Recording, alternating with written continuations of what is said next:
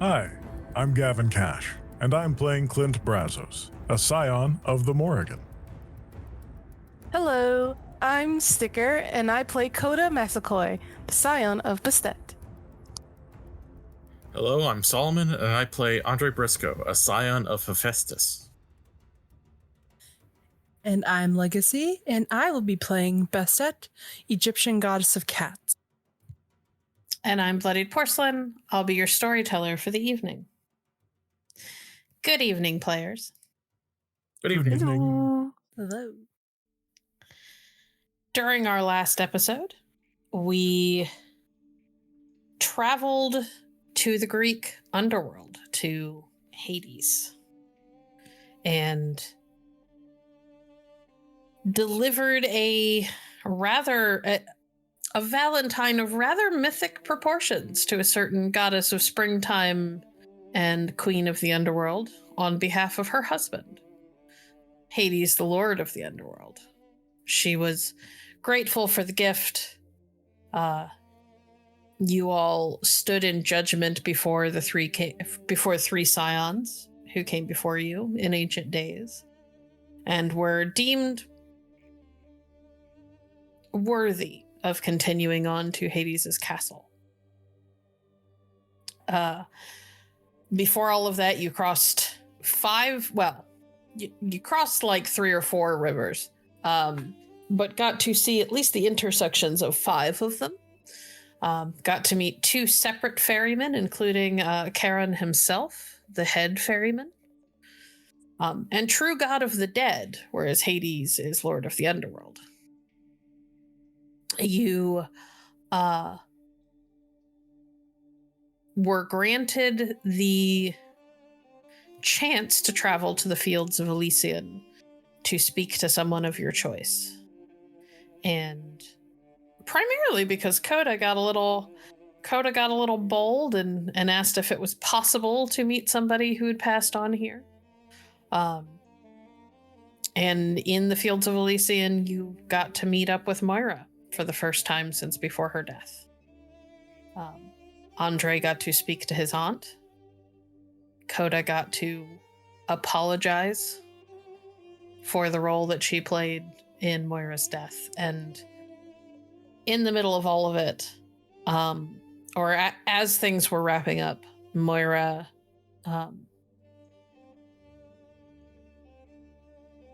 helped Oliver with a vision. Unfortunately, the vision was so intense and so impactful that he was only able to be awake for a few seconds after it happened, long enough to warn Clint that he had to be careful with what was coming before he collapsed. And Moira hurried you onward, out of the underworld, telling Andre not to be sad, but to go on and live, because that's what she wanted him to do, not to dwell. And promising him that she was sure that they would see each other again, though hopefully not too soon. From there, we will be picking up. Oliver is limp. I think it was Clint who put Oliver over his shoulder. Yep. And it seems to be very unconscious. No attempts so far to try and wake him up for the journey out of the underworld have worked. But Moira did warn you that with his current state, if he were to dwell in the underworld for too long, that state may never change. So she urged you on quickly. Come on, we gotta find out how to get him out of here. Yeah, we need to get topside. Do we take the long way? Do we, get the ferry back? That has to be the way back, because that's the way we came. The way back's never been easy for anyone that's alive that's come down this way. ST. Yes. Would I know of anything, like details about how, for example, Orpheus might have made it back out, but his wife didn't, or anything like that? I will allow anybody who has dots in occult to make me an intelligence and occult roll. Coming up. That is not me. 9 successes. Nice. Coda, are you going to be rolling? I don't know if you have dots at a cult. I do, but I don't think. You don't think you're going to beat 9? That's fair. Yeah. Also, I don't think Coda is like, oh yes. Well, I had been waiting to see if Coda or Clint would roll because you have both gone into Underworlds before. That being said, Andre, you know that in the myths there are a number of ways to get back. And with your time spent as a scion and your encounters with other scions of your pantheon and others, you know that the most common is to find effectively a recreation of like a where the dead are usually laid to rest, whether it be a graveyard or a mausoleum or whatever on this side, and wait for the right time. And usually the veil thins enough that you could step out there. In Greek mythology specifically, most like deep dark caves are rumored to go to the underworld. You do know, because you've brushed with the myth recently, according to mythology, there is an entrance to the underworld on Circe's Island that you have no idea where it comes out on this side. Yuck. And you know from having interacted with scions of other pantheons that technically Yggdrasil, the world tree, connects to all of them. You don't know exactly how to get there. But you also know that going to Yggdrasil is like a whole adventure in and of itself, typically. We ain't got time for that one. Because you are alive, you could certainly attempt to bargain with the ferryman, but you're not entirely sure how well that would go. Gotta find a way out of here quicker than that. The most obvious options, Andre, that you can think of are to find a recreation of mausoleums or a graveyard to cross over, because that's where the veil tends to be the thinnest, or to find a cave and walk out. While Andre thinks about things logically and utilizes his brain powers, Clint is going to whip out his magical phone and send a text to Mom. Okay. What are you sending? Hey, Mom, it's your son, Clint. We're kind of in trouble, and we need a quick way to get Oliver out of here and to a safe place. He's sleeping really hard and not waking up. Not dead. And then send. I love the not dead as if it's an afterthought. Oh yeah, I should probably specify. Andre, what are you, while Clint is waiting for a reply to his text message, what are you going to suggest? Well, the best 2 ways I know how to get out of here is similar to how we came in, find the graveyard or a tomb and wait for the try to leave when the veil thins, because that happens. Or we find a cave. I don't know exactly how easy it would be to find a cave within the fields of Asphodel, but that's the best ways to get out of here. Those 2. Yeah, we could try dealing with the ferryman, but I don't think he's quite taking a shine to us. So I'm thinking we just... It would probably cost you to get back across, because his job is to bring people in, not back. Yeah. Well, remember when we were on Circe's Island and you were able to like search for things by sticking your hand into the ground? Can you do that here and look for a cave? I can certainly try. I figured that this place, in its own ways, is within the earth, so maybe I could get a better read on it. And he will try to use echo sounding to see if he can't find a cave or tombstones. Is there a roll of any sort associated with that? Perception and awareness, but it does not cost legend, thankfully. All right, give me a perception and awareness roll.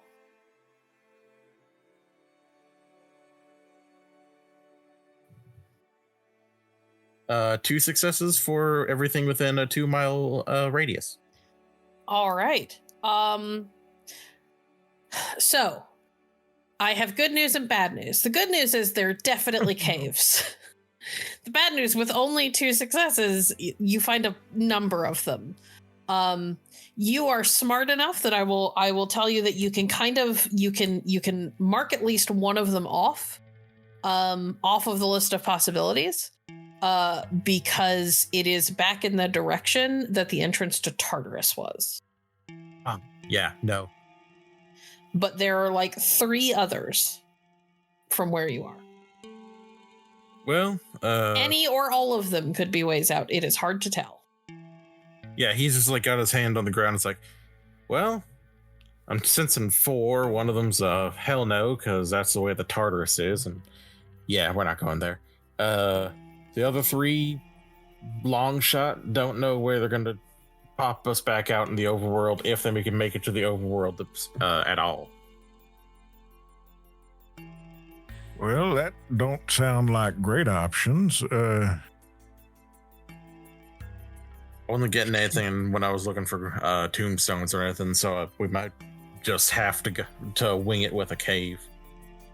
Okay, well, I guess let's start heading to one of them that you feel. And maybe if we see someone along the way. What was it? I was just gonna say, yeah, let's head to the closest one, and if there are any souls that might be able to remember and help us out, sure, but let's try not to interact with them too much. We might end up, I don't know, affected by the shades. Right. All right. Andre, you have high enough. Oh goodness, high enough occult that I'm not going to make you roll for this. No one in the fields of Asphodel, the spirits anyway, are going to be able to give you any answers because they've all drunk from the River of Forgetting. So yeah, that Lethe water hits different. Yeah, it does. However, this isn't a difficult march. You have permission to be here, and Hades' guard is still with you. And while they don't speak, and you don't think that they're going to give you any real tips to get out of here, they seem to be well suited for keeping anything troublesome that might come along away. Even the shades that kind of collect around you as you start walking through the field of Asphodel, they collect around, but it's like there's like an invisible barrier that they just won't cross because those 2 guards are nearby. Fair enough. You find your way relatively easily past a field to where it kind of gives way to dirt and gravel and stone. And you are faced with a large gaping cave opening. Clint? Yeah. Would you do me a favor? Yeah. Would you please roll me just a willpower? Willpower. Current or total? Total. Okay. As I seem to remember that Clint has a problem with That's right. caves and caverns. We have not gotten into it yet, but looking at it's not looking great.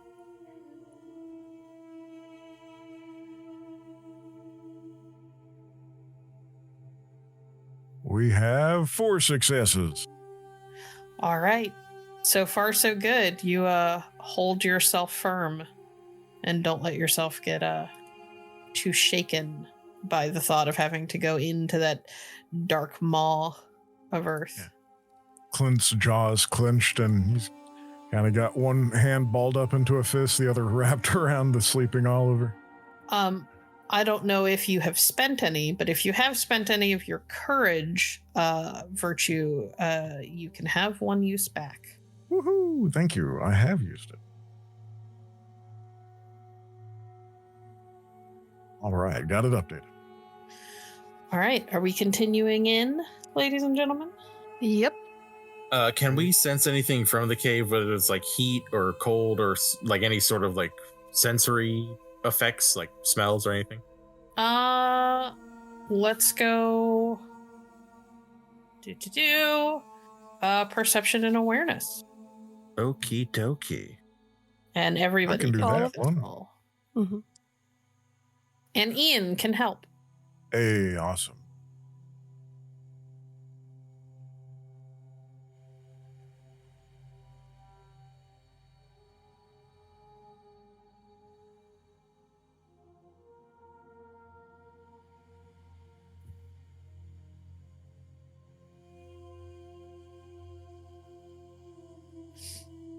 All Coda? right.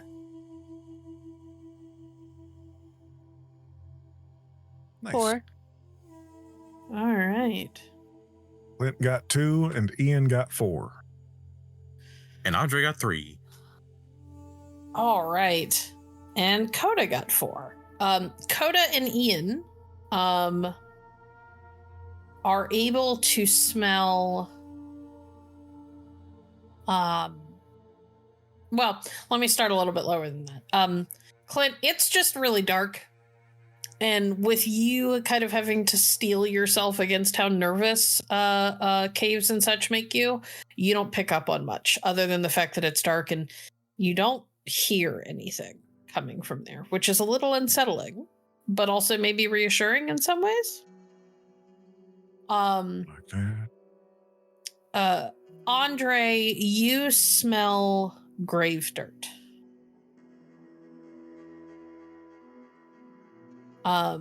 And Coda and Ian both smell grave dirt and don't hear a whole lot coming from it, but do hear the occasional sound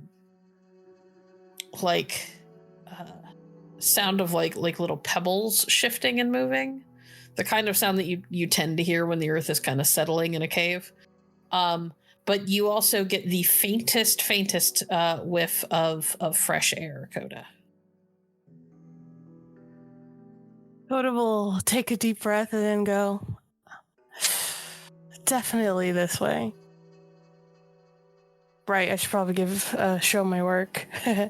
Earth is moving, heard some pebbles, and I'm definitely smelling fresh air going this way. Fresh air, that could be outside. It definitely is outside. Oh, let's go that way. If we have to. All right. Got Hey, this.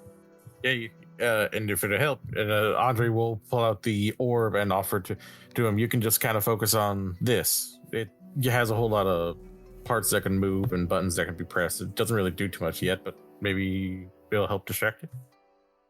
Got me a fidget toy? Of course I'm going to use it. Thank you.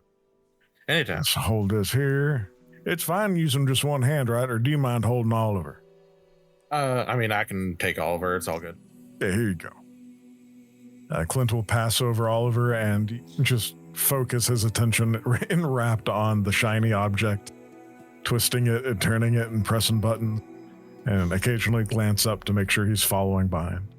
It is worth noting that Brahm has been following throughout all of this, and Brahm, as Oliver gets shifted over to Andre's shoulder, Brahm is almost like a cat because he figure eights in between and around Andre's ankles, like looking up at Oliver nervously.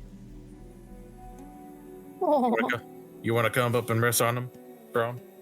He's a little big for that, Andre. Even with your strength, he's gotten bigger. He's not tiny anymore. I forgot. Never mind. If anything, it's a little awkward that he keeps going between your legs because you have to balance to keep from getting knocked over. He'll be all right. He just needs to rest. All right. Are we just going forward into the dark? Is anybody going to try and use light? Coda will do a double clap and activate her eyes lights. Her eyes lights? Yeah. I love that that's what you're calling that power. Oh goodness. Is it what, second blaze? Or it's penetrating glare? It is penetrating glare. Okay, so as a reminder, penetrating glare works for you, but nobody else. Sorry, not penetrating glare. Divine radiance. That's what it is. Okay. Does that have any costs or anything that you have to spend for it? Yes, I spend 1 legend. Okay. Coda You don't have claps to her. do that. Coda claps her hands twice and lights up like a lights up a little bit like a Christmas tree and casts a glow all around her. Clap on Coda. Yeah. Oh, that worked better than I thought. I thought you were just, trying to turn on a clapper. I don't think they got them installed down here yet. No, but it's just me. Yeah, let's get out of here. And you also don't like being in stuff like this, so let's get a move on. Yeah, as let's- you would say. As you are moving, Clint, your phone chimes. Oh, hold on 1 second. And Clint will one-hand the ball, pull his phone out of his pocket, and check. It is a text message from your mother. Oh. I cannot go where you are. It's not my territory, but I will meet you when you are above ground again. Okay. Hey guys, Mom says she's gonna meet us once we get out of here, so we're going the right way, I think, and hell, that'll make it easier to get Oliver somewhere safe. Yeah, exactly. Is that actually your mom? Yeah, it was the Clint double checks the phone number. It is, in fact, your mother's phone number. Yeah, it's got her name there. The phone number's right. Yep, this is her. Oh, wow, Holy things shit. really are changing. Okay, let's get out of here so you can see your mom. Yeah, she clearly loves Oliver more than she loves me. You called for her and she came when it You mattered. know what? You're right, and it actually worked. I'm just honestly surprised to hear anything at all. Let's go.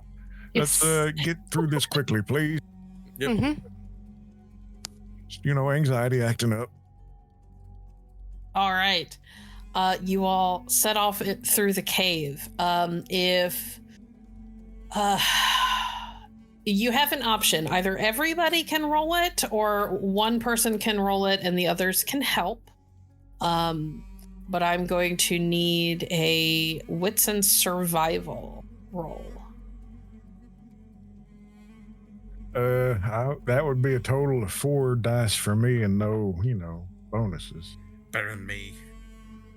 3, 4. Okay, that's 5 dice with 2 bonuses. I guess I'm doing it. Would you like some help? Would you like me to point out anything for you? Yeah. All right, Yeah. Clint, make me a wits survival roll. Let's see how many extra dice you can give her.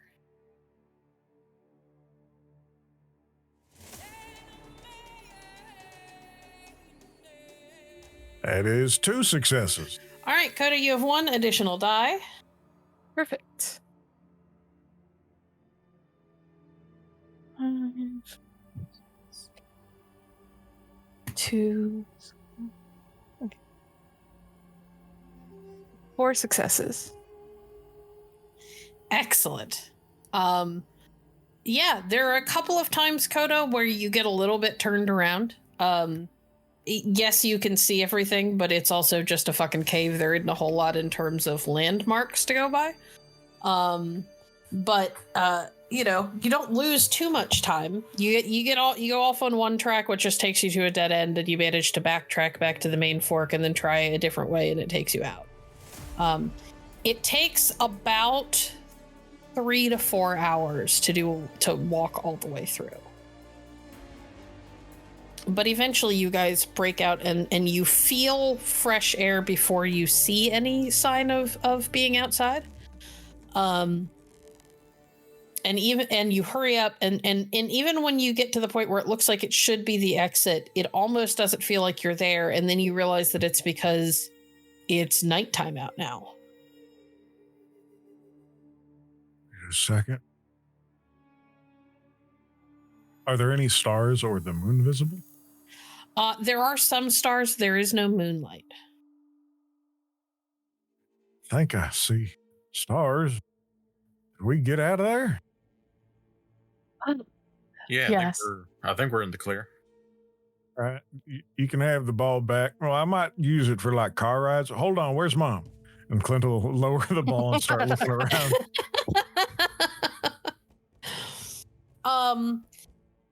You guys look around for a little while and you find that you are on a relatively small island. And in the far distance you can very faintly see the edge of a landmass of some sort with little tiny pinpricks of light. Something there. Andre, you're smart enough to realize that Greece has a lot of islands off of the coast of it. You've probably just come out on one of them. Yeah, I think we're on one of the regular islands, not a terra incognita. And as you guys are standing there trying to get your bearings and figure out exactly where you are and how you might get to land, you hear the rush of wings above you. Oh boy. Is that? I think those are. Is that Mom? And Clint will start waving up at the sky. As Clint gets very excited, Ian takes off from his perch on Clint's shoulder and flies up to meet what looks like just like a writhing black cloud above your head because there's not enough light to see exactly what's happening. And after a few moments, Coda and Clint see a figure that they're very familiar with. Andre, you've never met this particular person face to face. Yeah, I've been trying to avoid that. But a pale-haired, a pale-faced, red-haired woman in a long black trench coat is standing there and walking up the beach towards you. There is still a ton of birds everywhere, but when she kind of manifested into her human form, it looked like that cloud got a little bit smaller. Hey, Mom. We got Oliver right here. Thank you for, showing up. Aye. What happened to him? He was telling me to be careful about something and had a bit of a fit and didn't wake up after that. I think you might have had a really intense vision. Lay him down, please. Yes, ma'am. And he will just quickly lay Oliver down as carefully as he can.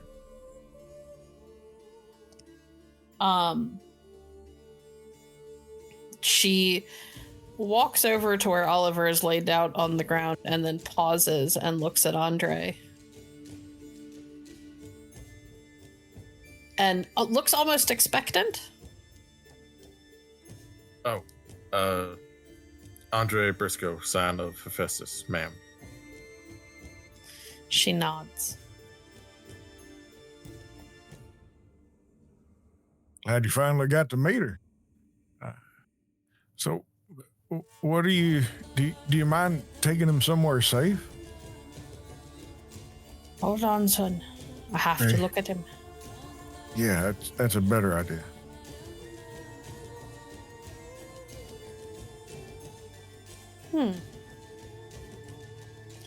Well, the good news is he should be fine. The bad news is he's going to be out of commission for a bit. Needs to rest. His, Ecker was, tested. Stretched a bit thin, seems like. Respectfully, what? Ma'am? Divine Iker Coda Massaquoi is what makes you what you are and not normal. It is the gift your mother gave you, as his father gave him. So when he uses it, he gets all sleepy like? And any of you could have this happen, but he was gripped in something particularly intense. Something that pulled on his legend a bit harder than most things. I'm sure being in a place of death when he's not of the dead, as we are, probably didn't help his case. Makes sense. Poor And guy. I think the vision was also brought on by one of us who had passed on, sort of pushed it out of him, I think. I can see her handiwork. Wait, she did this to him? She did. She gave him the vision. I can see the I could see a shade of her intent. She didn't try to hurt him, if that's what you're worried about. Oh, okay. Yeah, that I was concerned. The dead sometimes forget that the living are not as, hardy as they are. And she was stronger than him when she died, so...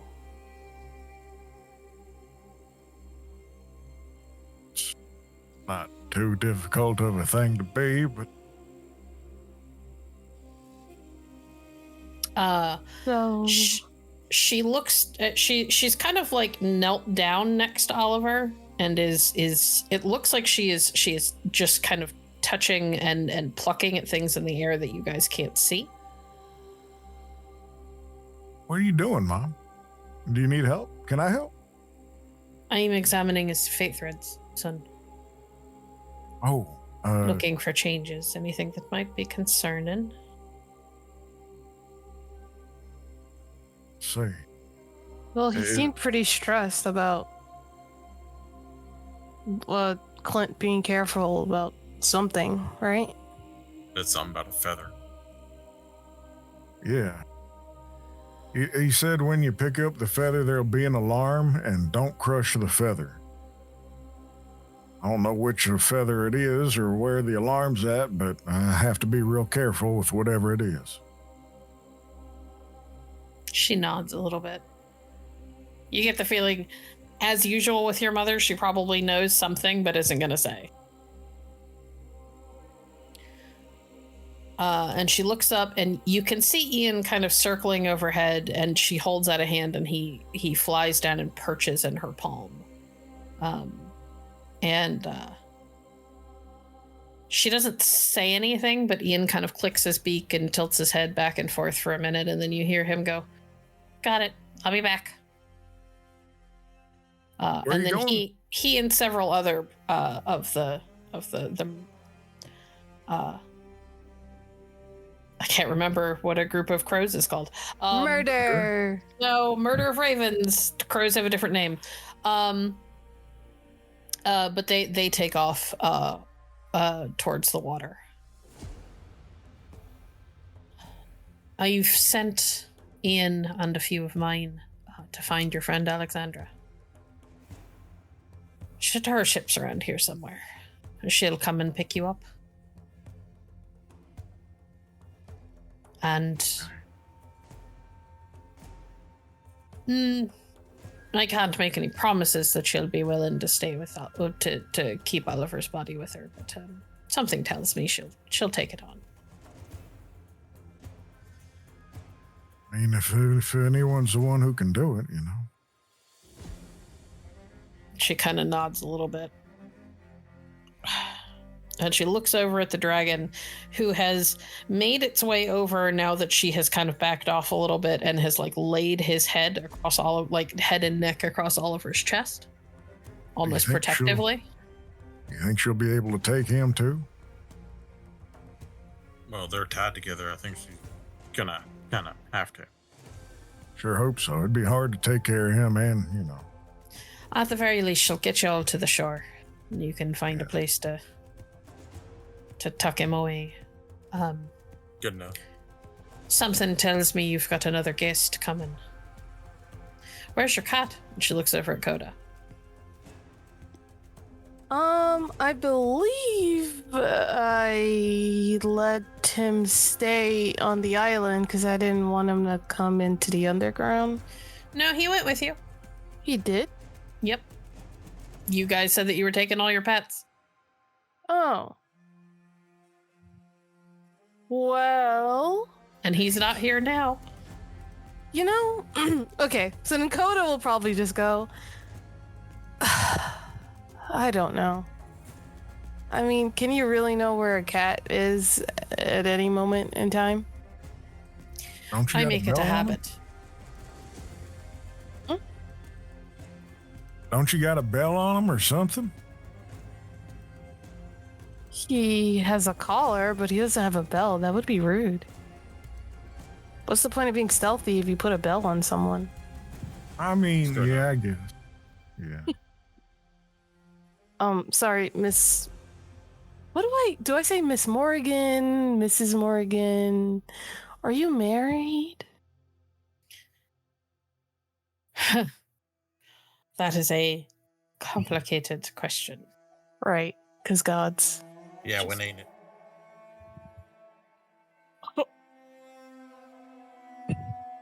She looks over at Audrey, and if you get the feeling that if this god ever smiled, this is probably as close as it's gonna get. Even though she looks pretty stone-faced, there is something in her demeanor that is vaguely amused. I'll take it. Well, Mom, are you married? As I said, that is complicated. Right. So do I just call you Miss Morrigan, the Morrigan, Head Morrigan? The Morrigan is fine. My formal name. It's your formal name. Okay. All right. The Morrigan. What was it that you said before? About what? About Pele? I asked where he was. Oh, yeah. I really don't know. Not gonna lie. But I'm sure he'll show up at any moment and then say I want a snack. All right. Perhaps. Well, she kind of turns and looks out at the water. And you guys see a very faint light that's moving across the waves. I think your friend is getting close. Yeah, it looks like it. Thank you for helping us out. She kind of nods. There's not much I could do. I could try to give him some of his strength back, but I'm just as likely to burn him out as I am to help. It's all right. We can let him rest a little bit, get a little sleep in. Better to have a real diagnosis first, and then we can adjust and take care of him as necessary. Yeah. She kind of steps over towards Clint and reaches up and does that thing that people do where they put their curled pointer finger under his chin and their thumb on the top of his chin so that she can move his head around a little bit. And he looks wherever she points. Well, you haven't made it worse. I mean, I haven't been touching any magical chairs recently, so I figure we're still good on that part. You should listen to what your friend warned you about. Yeah, I heard him. I ain't gonna crush no feathers. I'll be careful. Good. You have a tendency to act without thinking. I mean, sometimes you don't got time to think.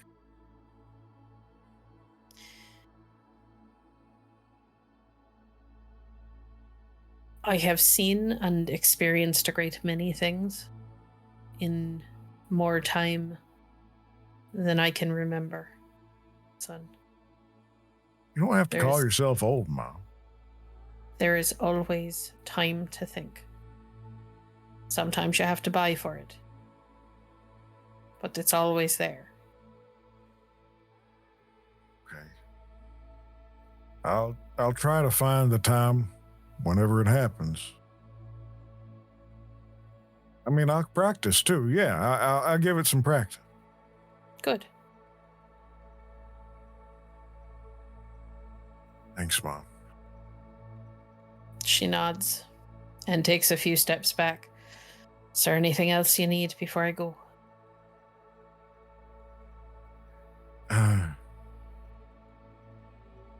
Not that I can think of at the moment, but I'll give you a text if I need something, okay? She nods.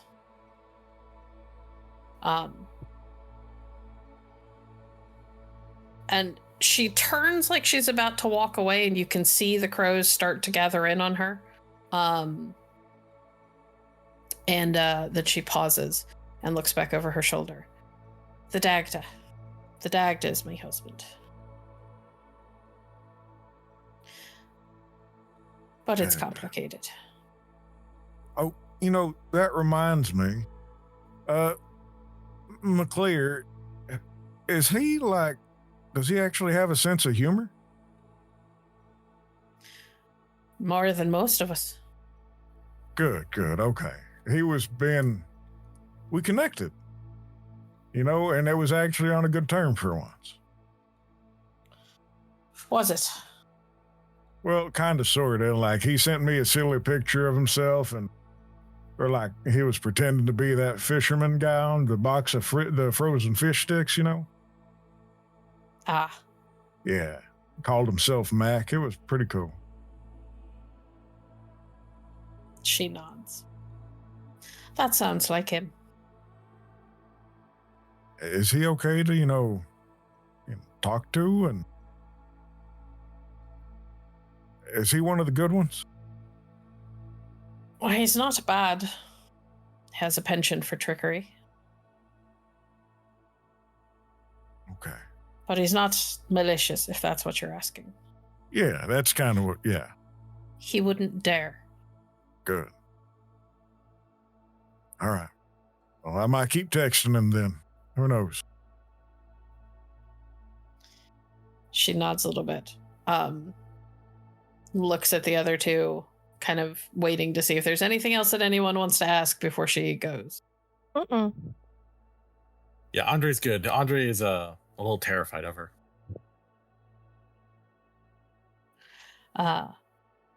And she nods a little bit and turns, and the crows coalesce around her again, and she's gone. And to correct myself, you were right, Coda. It is a murder of crows and unkindness of ravens, as Solomon reminded me. I don't know why I had them mixed up in my head. Oh. I mean, those Cool. words are for the birds. 10 out of 10. The second the Morrigan leaves, Coda would just say, "Yeah, I would." Good grief, that's Clint's mom you're talking about. You'd what? I would. I wonder who's coming. I would flee from this conversation. There's like a light in the distance. What's the light in the? Let me go. We should go check that out. Yeah. Yeah, let's do that. What are you talking about? Talking about the light in the distance, Clint. Come on. I know I see that too, but you know what I'm asking about. Oh, the shiny thing in your hand? What, this thing? No, well, hold on. I think I can figure this one out. And misremembering it to be something akin to a Rubik's Cube, he'll continue to fiddle with the sphere. Good recovery. Yeah, definitely. Ian flies back in, perches on Clint's shoulder. Hey, bud, where did you go? She sent us to go find Alexandra. Oh, is that? Gotcha. That makes sense. Hey, y'all, that's probably Alexandra, just as a heads up, if you want to, say hi to the right person. Ian, can you press that button here? And he'll raise the sphere up. Ian immediately becomes enamored with the sphere because it's all very shiny. And he'll reach out and tap whatever it is with his beak, but then also kind of immediately attempts to snatch the sphere out of your hands. Oh, okay, hold on. Yeah, you hold that side, I'll hold this side. I'm not going to make you roll. This is not a hard battle to win, but Ian really wants the shiny. All right. Is anybody gathering up Oliver's body? Yeah, Andre will grab him again. All right. Brom kind of huffs a little bit when Andre gets close, but backs off so that he could pick up Oliver. Easy, bud. Just trying to get him to where he needs to be to rest. You all are able to make your way down to the beach, where it is much easier to see that the light that you saw moving across the water was in fact the ship. It is still a ways out, but there are two myrmidons rowing what looks like a little like dinghy in towards the shore. I hate this part. Coda will look around for Pele, and then we'll just call out, Pele, where are you? We're going back on the ship. Pele does not appear. You think he's in your backpack, maybe? No, I can check. She'll check in her backpack. He is not in your backpack. Okay, cool. Yeah, I definitely would have heard something from him. All right, well, maybe you'll be on the ship. The dinghy rows up. You are all able to load in with no problem, and they take you back out to Alexandra's ship, where a handful of myrmidons reach out to take Oliver and lift him very carefully up into the onto the deck, I should say, as you all are able to climb up like a rope ladder that is thrown down for you. And then the dinghy is hoisted up. Thanks for the help, y'all. Good work, all. Yeah, good job. Clint just goes around complimenting the myrmidons who are helping out. Alexandra is there. She's speaking rapidly in Greek, sending the myrmidons off to new assignment things. All right. Welcome back. Guessing it went well. Well, as well as can be expected. You guys know you were gone for like a week, right? Oh, week? You're right. Yeah. I didn't hang around where I was, but I headed back after the first day. Yeah, it makes sense. God damn, we gotta stop going to the underworld. Yeah, time gets real funny down there. Andre's just immediately taking out his phone and texting Mia again with updates, as he usually does. Okay. So what happened to him? Well, Moira. I mean, to expand upon that, there was some touching, and then he got real excited, had a vision, and then told me something weird, and then fell asleep. I think Moira kind of forced the vision on him, and he wasn't ready for it. Wait, you had a threesome with a ghost? Oh my god. Kind of, but not like, in that kind of way. I'm confused. We saw Moira in Elysium. She kissed him. He had that vision, told us to be careful when handling some kind of feather, and then just immediately passed the fuck out. Huh. Weird. Yeah. Is he gonna be okay? Apparently he just needs rest. His ichor's been kind of strained thin. Oh. Yeah, I've done that before. That sucks. Really? Didn't have a vision, but yeah, no, I pushed myself too hard and tried to do too much too fast when after I first met my dad. Do you know anyone who can do you know anyone who could take him to Damon's farm? I mean, I'm sure I could find somebody. But there is the safe house. It's not terribly far from here. I think that might just be easier. Yeah, easier, but I figured, if it's been a week, he probably should check in, but he can't, with his partner. Oh, I mean, I could send word. Yeah, I can. We've got connections. I can back send there. word too, so I think we'll be fine. Okay, good, yeah. All right. Well, let's head for the safe house. Like, you guys can probably use a shower. Yeah. She gets everything moving. Puts Clint to work at the oars because Clint always seems to appreciate hard labor. Yes, ma'am. Happy to help. Distract myself from what the hell's going on. Hand here, hand there, and we go. Andre, are you the one who texts?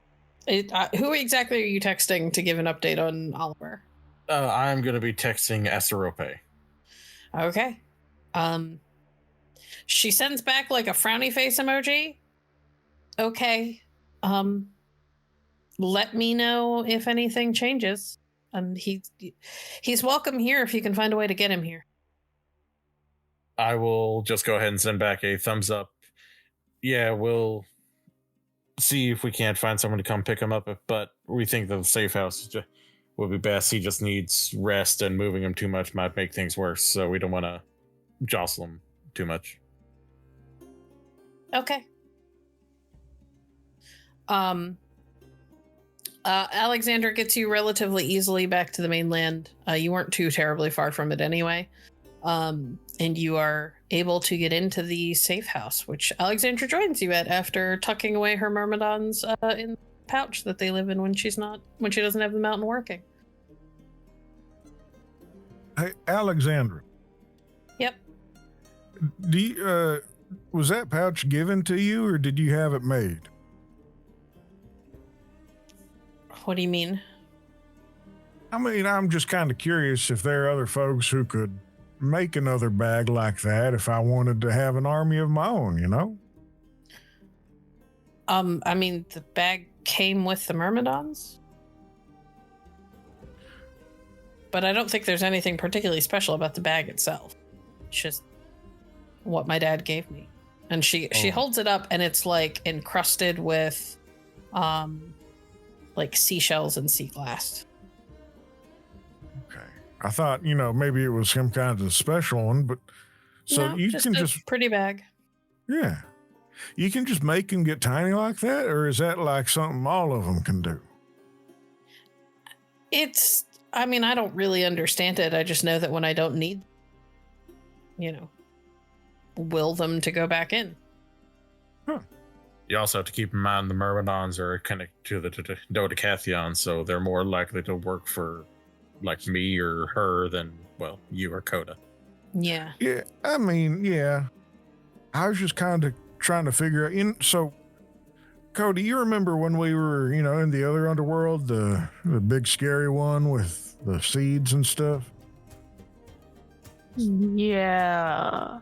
And Gwen was there that time? Yeah. And then she made things pop out like a big old army of undead, and then she did it again on the beach? Yes. So I kind of wonder, I don't know if I want to, bring out guys to do the same thing, but just wonder how it works. If I could, if I could do something like that too. That's all I'm figuring. Why don't you ask your mom? That's She's a good idea. likes death and stuff, so she's definitely got to be able to, or at the very least, maybe your siblings, or however that works. Yeah, surely one of them will text back if she's busy. Yeah, thank you. That's I should have thought about that. Thank you. Yeah, well, you're welcome.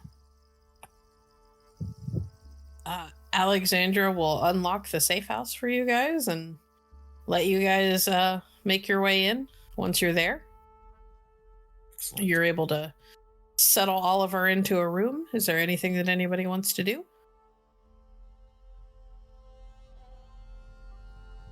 Clint just grabs his cell phone and starts texting Mom. He's going to be asking her questions. That's all. You do not immediately get any answers back. Of course. You did just see her, after all. Exactly. Coda, is there anything you want to do? Yeah, Coda will text Net and then call her mom. What are you texting Net about? She's gonna text Net. Hey, just wanted to let you know we was in the underworld or the underground. I forget exactly what this one was called, but it was for the. Pretty much, we saw Hades and Persephone and that crew, and I was able to get us into Elysium. Saw Moira and wanted to pass along some words from her to you. Coda will then put said words, because I personally don't remember them right now. We'll put said words that she said and then go, this isn't, some kind of, oh, love me again or something like that. Just wanted to let you know that, Okay. she loves you still and wants you to, take care of yourself and such. So I hope you're doing well. That's it. And that's it. So you were just reaching out to Ned? I thought there was something else you wanted to do. Oh, yeah. Sorry. That's it. As in, that's all she sends in that message. Okay. And then she'll sigh. Call for Pele one more time just to see if he shows up. But then while doing that, she's going to call her mom. Okay. Your phone, the phone rings and goes to voicemail.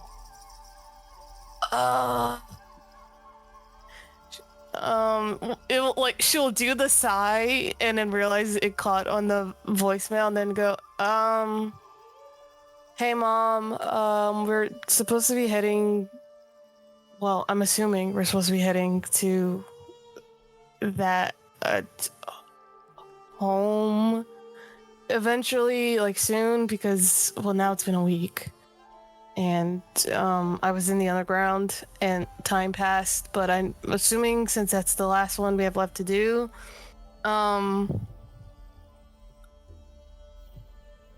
yeah, so I'm heading there soon and just wanted to let you know I'd be in the area. And I don't know, with our last text that we talked about, I was hoping I could meet my siblings or whatever. I don't know.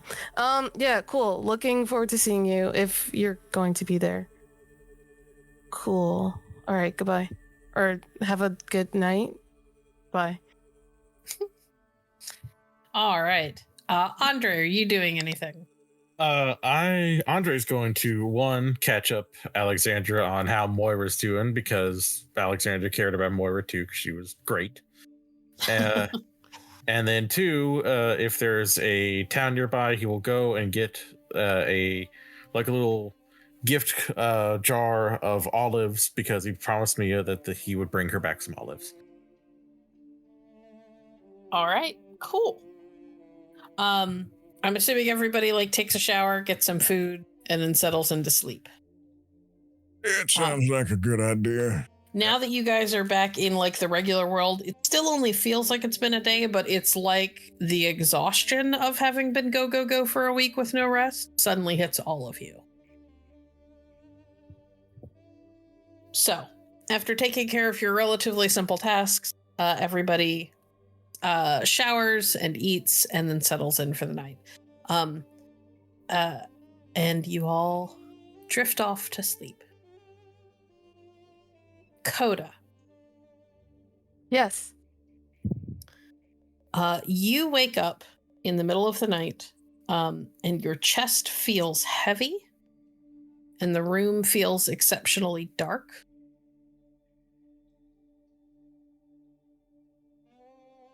And you're not entirely sure what woke you.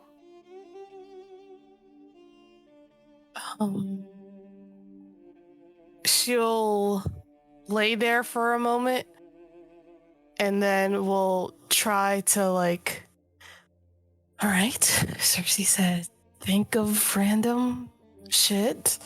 Are you saying that out loud? Yeah, she's saying that out look to herself, think of random shit. You get popped on the nose. What the by a little furry paw. And she'll look to it and go, Kelly? Took you long enough to wake up. We have a visit. A good visitor? A bad visitor? What kind of visitor? Turn the light on. Turn the light on? It is the middle of the night, Coda. Well, I okay. can see. You can't. Technically, I kinda... If you want to expend energy. Okay, she'll like reach over and turn the light on. And sitting in the corner of your, well, not in the corner, like on the windowsill of the open window, is your mother, who is lounging there with a white Persian cat curled up next to her. Oh shit. Hello, Coda. I am sorry I missed your call. I was having a delightful chat with a little Pele here. And my phone was on vibrate. What was he saying about me? Sworn to secrecy, sorry. He'll just look at Pele and then look at Bastet and go, Basically licks his paw and then grooms behind his ears. okay. So, are you here bearing good news, or Well, are you giving us the labor? oh, I would not give the labor without your friends. That is not what I am here. I am here merely to check in. Make sure you're still relatively healthy and alive, which is always a good thing. Yeah, I'm fine. Yeah, I'm okay. You don't, I mean, you don't have to take time to come and check on me. Like, aren't you like busy being a god or something? Why, yes, I am busy being a god or something.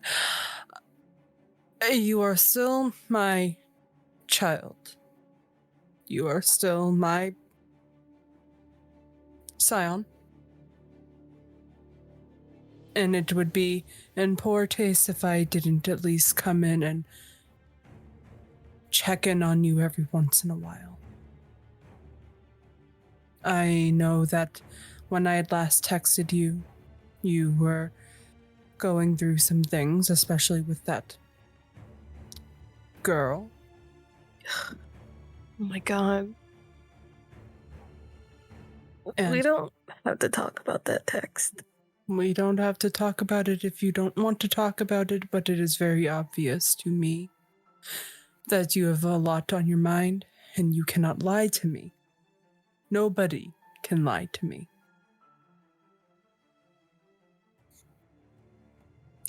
Because of like abilities, or you're just Because I am saying, a mother. oh, okay. And maybe the abilities, but that's my secret. I refuse. Ugh. Okay, well maybe I'm not totally fine, but I had some time with Cersei, and that was pretty interesting and fun, and I like vomited up all my trauma or something like that. That was crazy.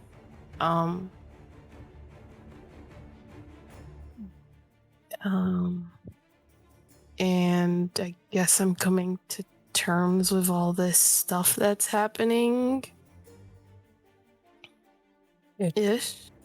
It is a lot. And I will not lie, it won't get easier. But as time goes on, you will learn mechanisms in which to cope with what is going on. Your power is shining, and I can see it. I have been keeping an eye on you, I'm sure that you know that, though. Yeah. You are strong. You are a little rude to some people. I'm working on it. I know. I'm not saying that you aren't working on it.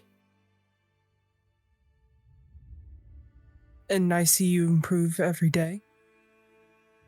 And that is important, especially in your line of work. You're not dealing with the average person's affairs anymore. Every day that you feel your power growing stronger, things get increasingly more dangerous. I am here to make sure that you are aware that it is being noticed. Soon, you'll grow into your power even more. And things will get harder. But the means to cope with how hard things get will come more naturally.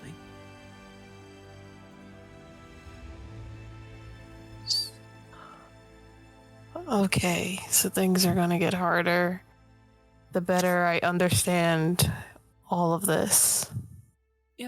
Think of it as real life. What? As a person ages, you are faced with new challenges, but wisdom to better understand it. Just remember to always keep your eyes peeled. And like we talked about, when you can, learn. Because sometimes the answers to your problems are buried in the books that you keep quick noting. It's SparkNote. I guess. That too.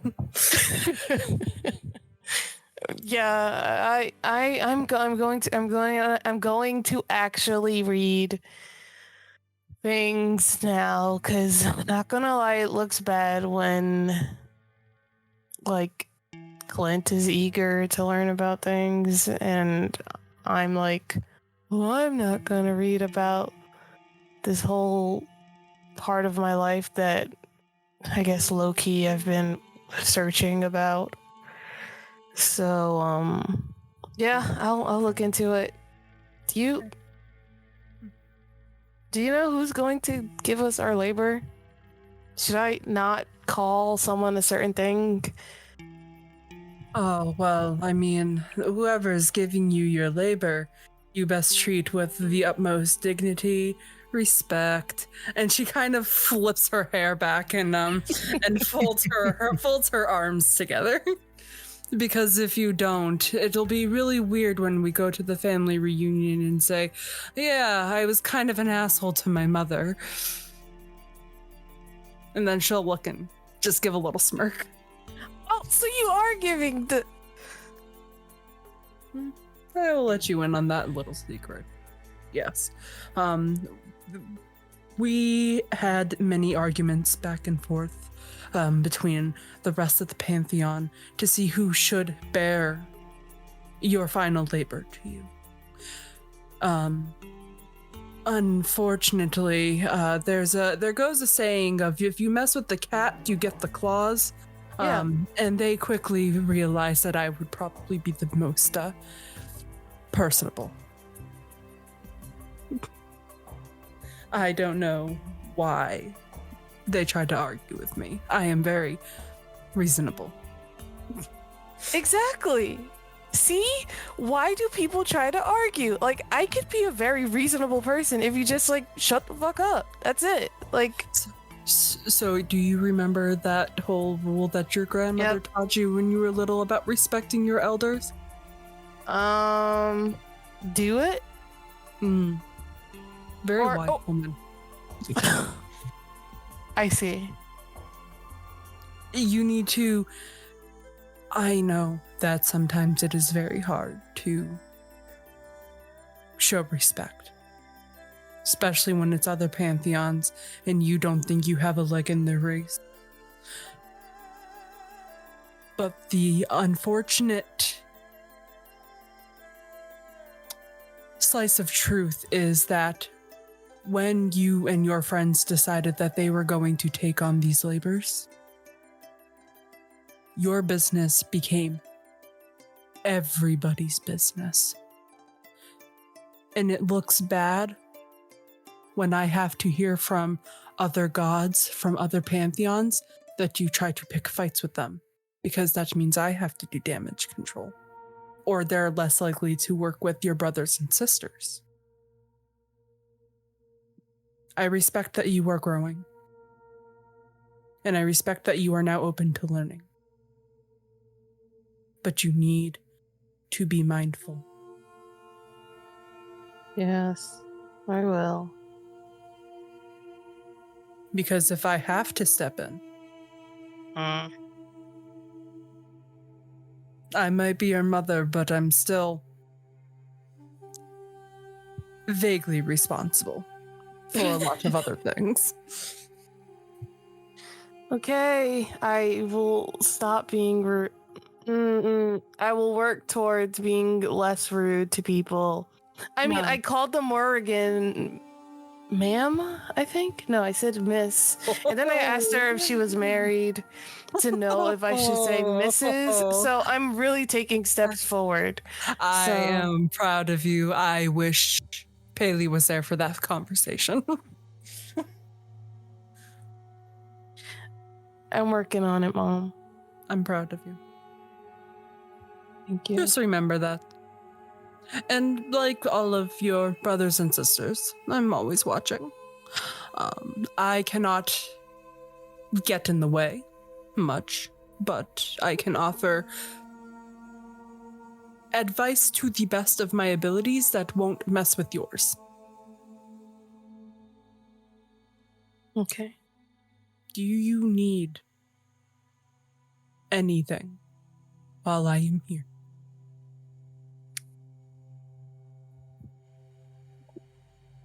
Well, look, like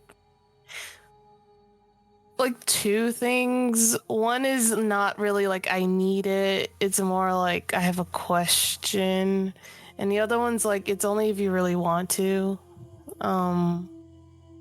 So the first one is I kind of want to figure out how to be more like, I guess, a cat. I don't know how to say it because I don't know. I just feel it, and when I see them, it feels weird that I can only talk to Pele.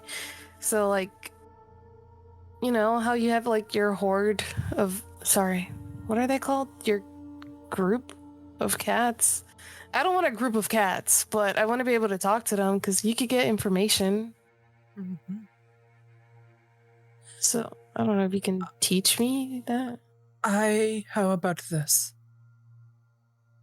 I know that you and I talked about you coming to Egypt when you had a little bit of free time. Mm-hmm.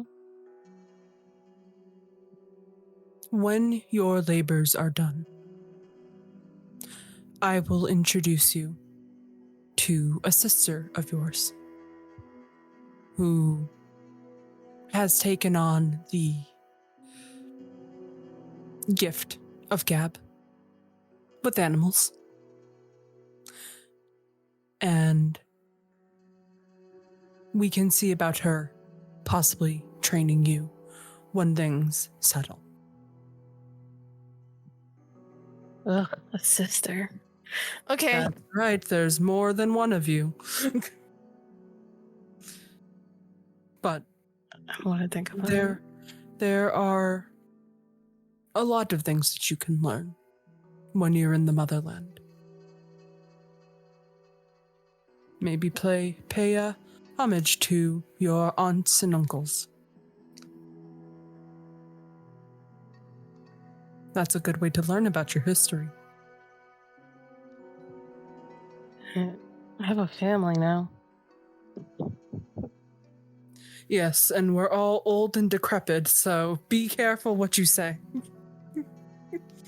All right. Last thing, not too important, but like, could I like get a hug or something? You don't have to do it though, but it was like, And I don't know. she'll instantly go and just like wrap her arms around you, and she'll just very gently just kind of curl her fingers through your braids, and very gently just like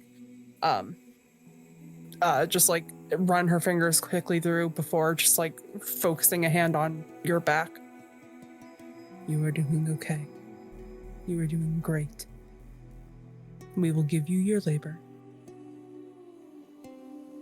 and you will succeed. You just need to be mindful and perceptive and think before you act.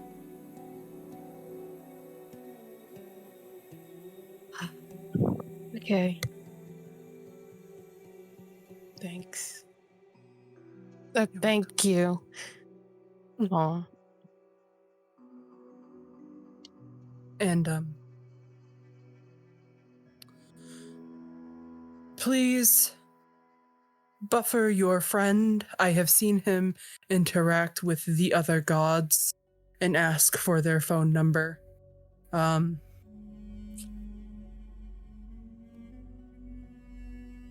Just let him know that having mine bears a lot of responsibility. You'll like pull away from the hug for a second. What does that mean? What? I've seen him try to interact with the other gods. Like I said, it's very easy to keep tabs on your group. I have a... and then she'll point to Pele. Oh, okay. I thought you meant like you were gonna like... Not like... No. Yeah, okay. No. Because I was gonna be like, I don't know if I could do that. Or No. like, okay. Oh. Yeah, okay. That's... Yeah, I'll tell him to not... Not abuse Mm-hmm. if I give it to him. Okay. But you need your sleep. Your body is tired, your mind is tired, and your soul is tired too, and I can tell. So when you wake up, I will be here, waiting for you and your group.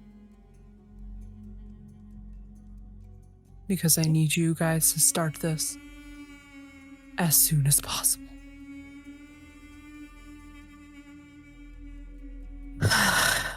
All right. Good night. Good night, Mom. Mm-hmm. And she'll actually help Coda get back into bed comfortably, give her a little forehead kiss, and then a bunch of cats appear, and suddenly Bastet's gone.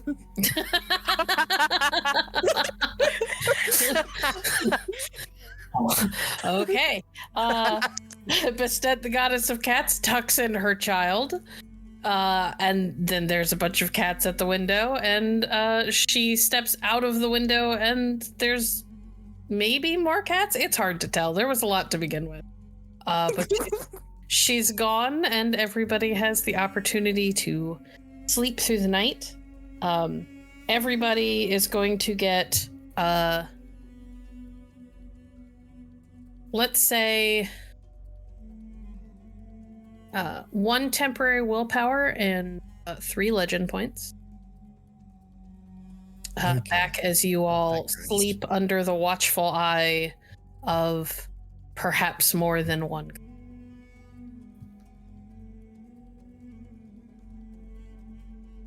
In the morning, you are all woken up by something heavy kind of knocking against each of your doors. Mm-hmm. And the sound of something scuttling up and down the hallway. What in the hell?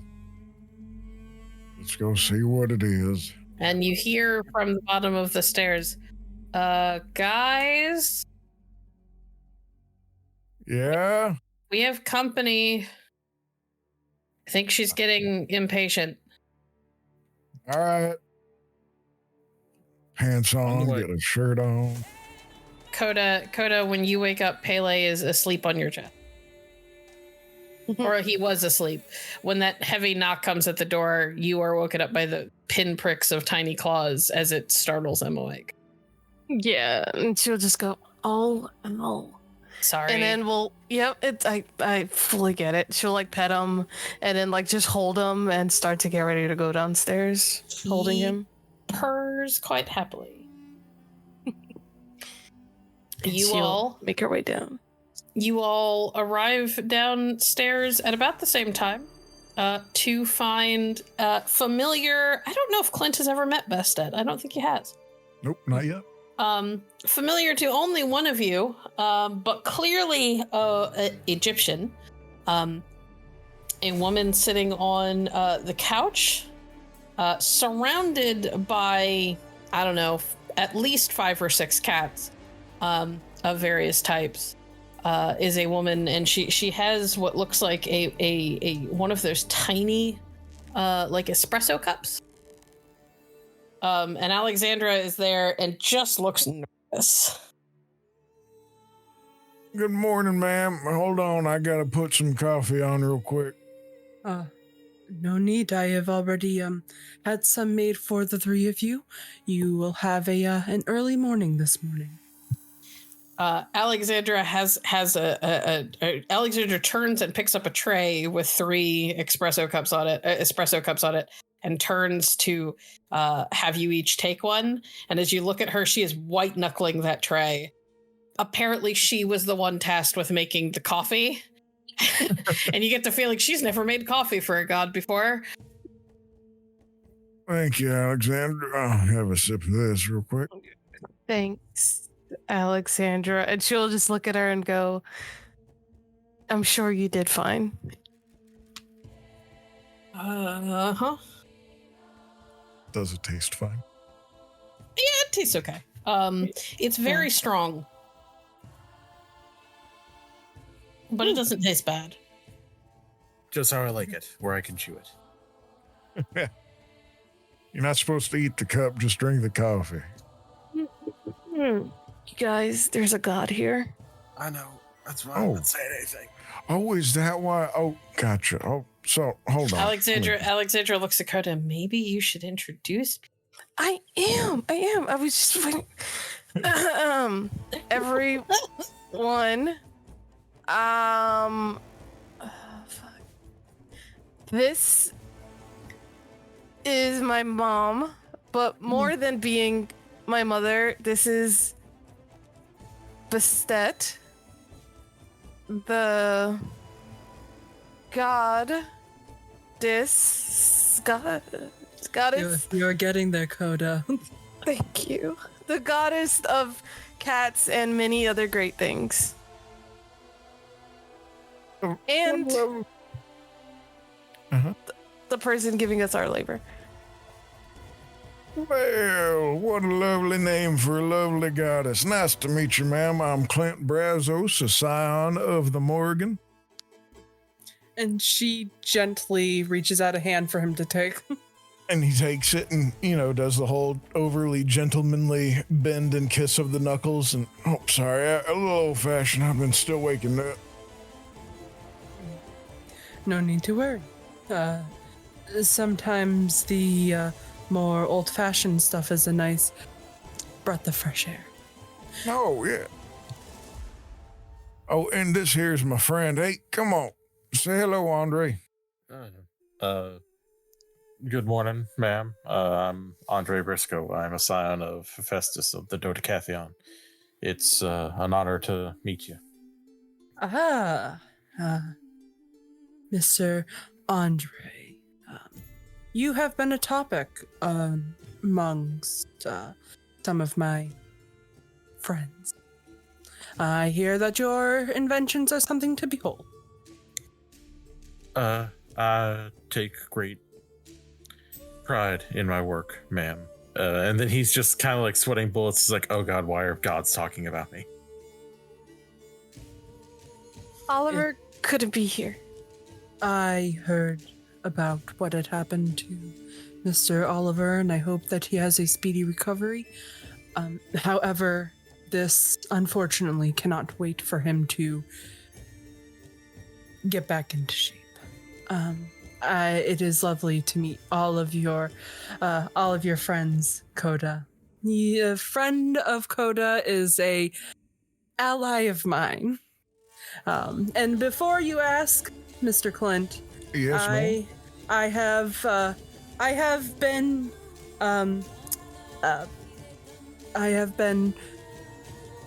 hearing about your endeavors to make contacts with some of the other gods, and she's just gonna hand him a business card with a phone number on it. Oh, thank you. I mean, I would figure I was going to ask after we helped you out, but that makes it easier. Thank you. All right.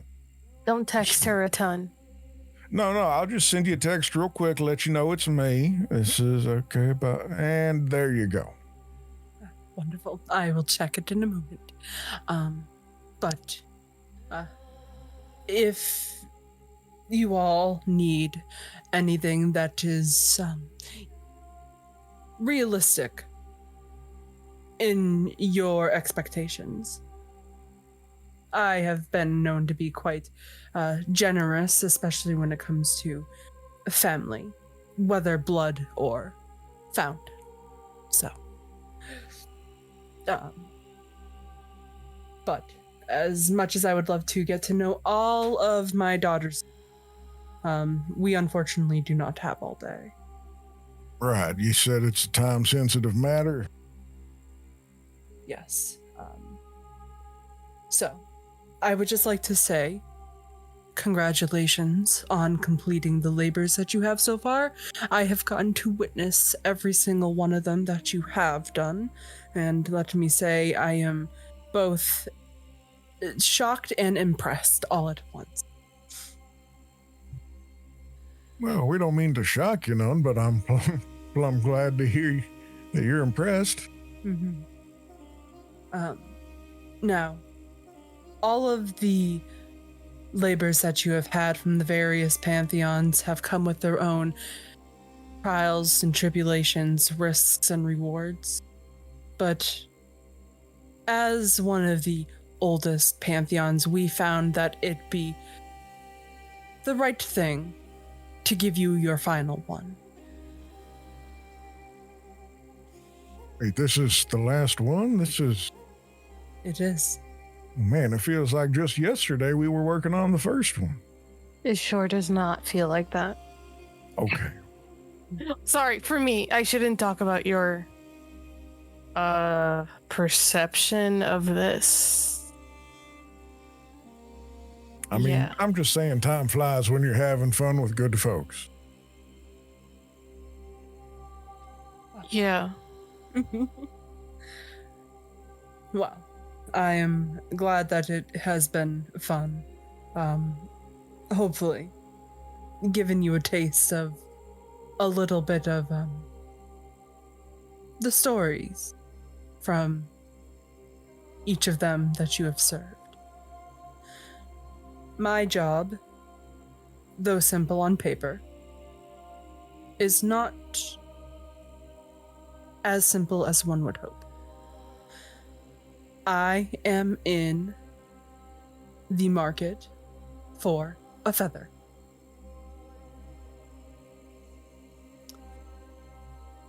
This is no ordinary feather that I am looking for. There is a top security building in Alexandria in Egypt, and there is a very delicate feather that is being guarded, likely intended to be sold to whom I do not know. All I know is that I need that feather. It is being guarded by fallen scions and titanspawn. Your job is to retrieve it and bring it back to me. I will warn you that it is the feather from an angel of Akaten, who is the Titan of Light for my pantheon. It is extremely delicate, very fragile, so do not break it, or you will reap the repercussions, which could be fatal. Something awfully familiar about this. Didn't It was- Oliver say something about that with his vision? Yeah. I I'm am sorry. sure. Go ahead. I didn't mean to interrupt. I'm sorry. No, you are okay. For those who might not know, our pantheon is directly connected with angels. As Akaten is what many believe to be the modern day Christianity. He has managed to pull the biggest scam over many, many, many people over hundreds of years. He is who they worship as the God with the capital G. Therefore, his angels are very powerful. They feed off of worship. And the people who guard that feather that I need are large in numbers and very powerful. I recommend you do not get into any fights, because if you do, you will be outnumbered, you will be outstrengthened. You need to make sure that you get that feather before it's sold off to... Unfortunately, I can't say much more. Do not drop it. Do not break it. Do not let anybody else get their hands on it. Because the last thing I need to do is potentially say goodbye to another child. There are a lot of things in this world that are going on right now. Things that not even the three of you are able to comprehend. And usually, with this type of job, I would send an army with you. But unfortunately, there are some other matters that my children need to take care of on the sides while you all go and retrieve this feather for us. Okay. I do have a question for you. Yes.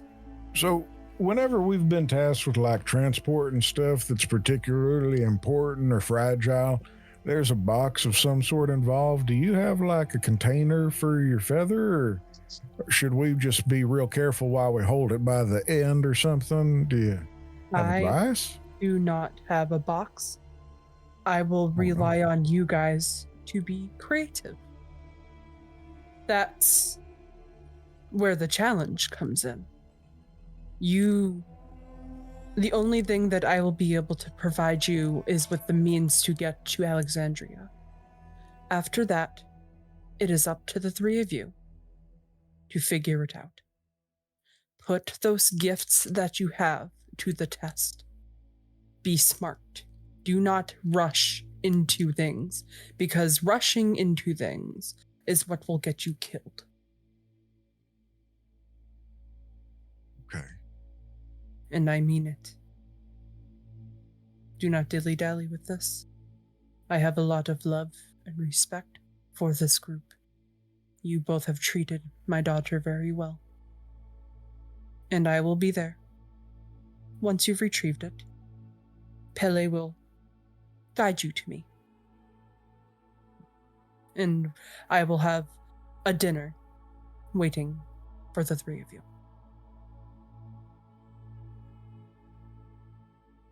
Wait, you mean like dinner tonight? Dinner when you retrieve my item. Okay. I just didn't know if you were saying that that's when we got to be back by. Mm-mm. Okay. You three, when you put your heads together, can accomplish a lot. I have seen it. And just remember, Coda, Yes. be perceptive. And she's going to take out an envelope. And she's going to hand it to Coda. And inside are 3 first-class tickets to Alexandria. By plane. Whoa, first class seats? Whoa, is that the ones where you get the drinks and the food? Yeah, and maybe like a blanket or something? Hell yeah. I mean, I know we saw like underworlds and above worlds and stuff, but I've never had first class flight. It is a You're the good best. It is a good opportunity for you three to properly rest while your flights take off. Make sure that you eat and give yourself time to breathe and think. Okay, I think we can do that. I will have eyes on you. You will not know where I am, but I always have eyes on the three of you. I mean, it's rude to stare, but feel free. It's okay. Oh my gosh.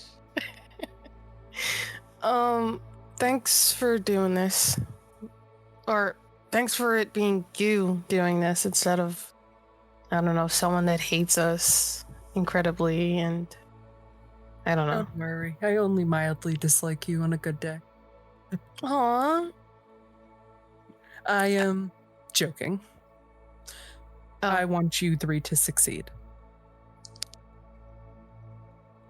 It is very important to not just the three of you, but to me, that you three succeed. We don't want that feather getting into the wrong hands.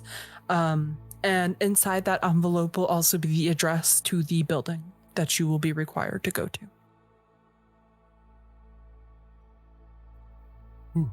Okay. She gets up and finishes off the last bit of her coffee. Your plane will leave in 3 hours. I will make sure that you get to the airport on time. And good luck. And she's gonna rest a hand on Coda. You will do great. And then she'll give Andre and Clint both little like taps on the cheek, and like just like a little like reassuring pat.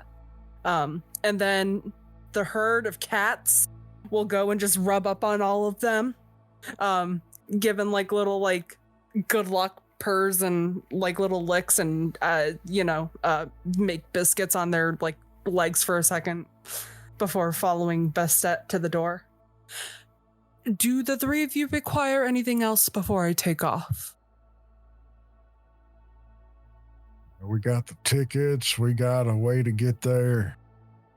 Oh, do you have like all black outfits? That way we can be super stealthy as a team and look all the same? There is a Walmart down the street. I can give you money to go get them yourself. Yeah, I would take money. No. I got it, Mom. I got it. Thank you. I was joking about the Walmart, by the way. Oh, there's no Walmart? There is no Walmart. That is a very North American thing. You don't have Walmart in Greece? Well, they got Greece and Walmart. Nice. She offer a hand for a high five. He goes in for the high five. Andre is busy rubbing his temples currently. Alexandra looks like she wants to beat Clint with the tray. Miss Alexandra, Yes, ma'am. thank you for your service and for your help, and thank you for being so good to them. And she'll give Alexandra a little pat on the cheek too, before she gives a polite bow. I will see you all in Egypt. Good luck. And she'll head out. Thank you, ma'am. All Thank you, ma'am. right.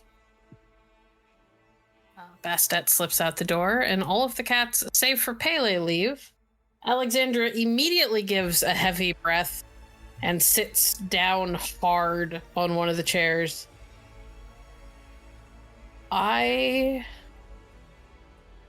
Do you have any idea how terrifying it is to come down for breakfast in your PJs and there's a god that you've never met sitting on the couch? That was like my No. first week being a scion. The Yeah. only Okay, thing was sure. different gods. Okay, sure, but they were gods associated with you and your friends. She didn't have anything. I've never met that woman, and I swear to God, the whole time I felt like she and the cats were looking at me like I was the next snack. Well, you are one, but Oh, Clint offers the high five that time. she I high feel like fives that- back. I feel like that's American slang I don't understand. Oh it's a sex thing. no, Oh. it's not. Oh, It's not a attraction sex thing. Yeah, when you see something I don't know what's a good food here. That cheese thing that you talked about that one time, you look at it and you're like, I really want that. So it's like, oh, that's a snack. So then when So you it call is a- someone a snack, So it is a sex thing. but no, you don't have to you don't be have to eat it. You know. Yeah.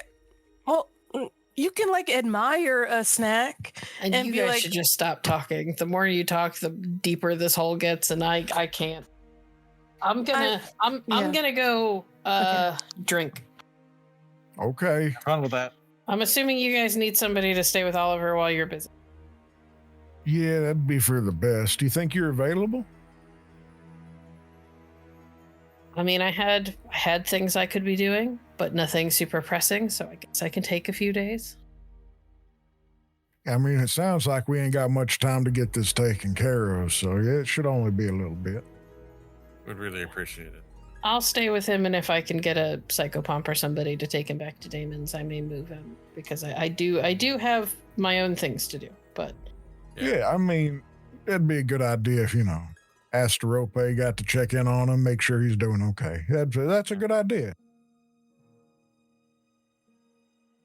all right, well, yeah, I'm gonna go have my breakfast. My liquid breakfast, and she heads for the kitchen. Breakfast, the most important drink of the day. Speaking of, I'd be offering to make it, but it sounds like we got to get packed and head over to the airport. Yeah, let's just focus on getting on the plane and getting there, and then we can figure out how we're going to get in, how we're going to get out, that kind of shit. Yeah. We actually see the building. Let's just make sure we grab Mr. B's backpack because he has literally all of our things and the apple juice and the seeds And the glow sticks. and the glow sticks and Can't forget about my toaster strudels. Although shit. they're kind of, I don't know, I've kind of been losing an appetite for them, but it's nice to have them around, I guess. Well, what are you craving more now these days? Hugs. Oh, I'm come kidding. here. I'm kidding. No, I'm kidding. Nope, I'm so too kidding. late. He's like, Oh my I was god. going for a hug as well. Oh my Hell yeah, god. We gotta go. Why are we doing this? She'll let herself be hugged, but then at some point we'll be like, all right, let go. All right, let's go. All right. Then first Coda just sort of limply succumbs to the hug, and then when it keeps going, she's like, all right, get off me. I'm Yeah. nicer. I'm not that nice. Yeah. All right. Is there anything anybody wants to do before you go and get on the We need anything from the store, you think? I kind of got everything that I would need. I think before we go, it might not be a bad idea. This place has got an address, which means it might have some kind of public record about it. So I can see if I can't figure out more with a quick search on the phone. So I'll go ahead and take care of that. Y'all, if you need anything, you can take care of that. Andre, Yes. what exactly are you trying to look up? Any information about this building, like anything that would be in public records, like maybe mortal floor plans, that kind of thing. Do you have any skill in like computers and such? I do have a dot of computer science. Well, let's see how far a dot can get you. Roll me intelligence and science computers.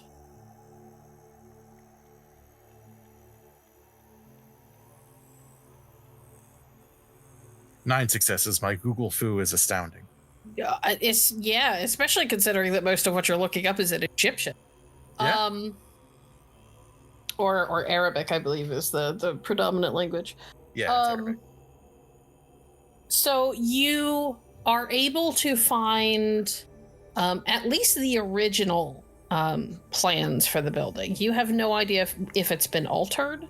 You can't find any record of any sort of like rezoning thing or plans that have been filed anywhere. But you also don't know exactly what the laws are there and if they would have had to have, gotten zoning permissions to work on the building more. Right.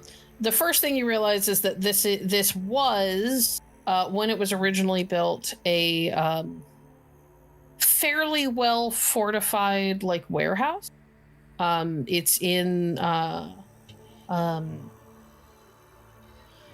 like the docks part of Alexandria where like ships come in and they unload their cargo. Cargo frequently gets stored here. Or at least used to get stored there. Probably less so now that most people rely on container ships. But it looks like the building hasn't been abandoned.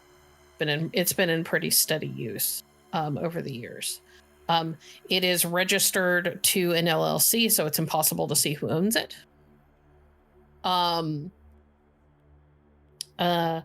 But it is a fairly large building, so there is a lot of potential for what could have been. Like if they changed anything, they could have changed a whole lot because it's a pretty big building. It's the equivalent of 4 or 5 stories. Though because it was because it's built as at least the plans show it being a warehouse. Most of that is probably would have been more open when it was built based on the plans that you're seeing. Does that make sense? Yeah. Like it probably would have been like the equivalent of 3 stories would have been very open. And then like the top 2 floors would have been a little bit more segregated for whether it be offices or just smaller areas. Right. You can see that there is it is connected to like sewage lines and oh my goodness, to like the sewers themselves. Like it looks like there's probably like or at least would have at some point been like grates that would have drained into a sewer. So it's connected to water and sewage and power and all. Okay. Is there anything else that you are looking for specifically? You've rolled enough that I will let you like query a little bit more, and if I tell you that I don't think you could find, just that'll be that. Fair enough. Well, since Bastet said that this thing was going to be sold off, I'm going to see if maybe I can't also find any information about the auction and like what or who might all possibly be there, so we can get an idea if it's like something we could mingle in or if it's. Well, to clarify, the building isn't going to be sold off. Right. She is guessing that the feather is meant to be sold off. Right. I was just meaning if the auction is going to be at this building. If it's not, then I'll just see if maybe I can't find out a bit more about where the utilities meet. So that way, if need be, we could possibly like cut the power or something to get either as a distraction or just to give us a little more wiggle room to work with when we have to break in and grab this thing. From what you can find, there is no information on any sort of auction happening there. You're guessing that if this thing is being sold, it is not something that's going to be posted up on like Reddit or something. However, you are easily able to figure out like, where the connections to the power of that stuff are. That's all part of the original plans. That's easy. Awesome. I will go ahead and if there's like a way for me to download the floor plan onto my phone, I will, and then start making little notes about where we can like cut power, or where we can maybe have a transformer or something blow to cause a distraction to give us more room to maneuver and wiggle room inside while we're pulling this off. That is easily done. You are also able to use if like this world's like effective version of Google Maps, or not Google Maps, Google Earth, to get a look at least at a glimpse of what the area looked like within the last year or two. There are buildings around it. None of them are super, super close, but they're not far away either, if that makes sense. It's like none of them is more than like a football field or two away. So those might be options for you to like stake out at, maybe. You can kind of, you don't know what the current lighting you, but you can kind of get the feeling of if it were you, where you would to keep it well lit and things like that. So okay, that is all easily recovered information, or easily uncovered information is a better way of putting it. Sweet. And because you rolled 9, I will tell you that as you were through, get kind of a hunch, and you are able to, even though hacking isn't really your forte, you were able to kind of backdoor your way into the power company to find the account, which again is registered under an LLC, so it's not going to give you any names. But it does show you their like bills and usage. They're drawing a pretty heavy amount of power to that bill. More than just a standard warehouse would require. Right. I figured. Okay.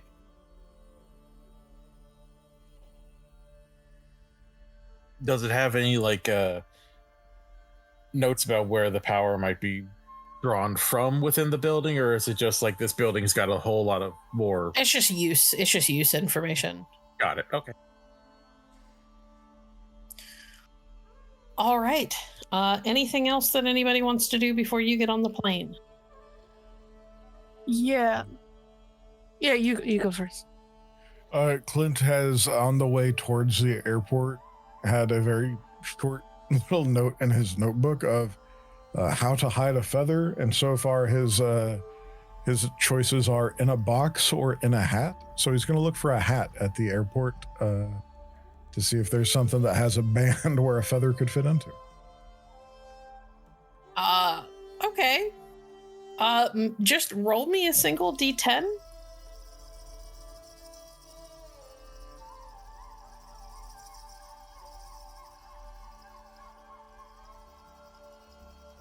We got a 5. You are unable to find any hat.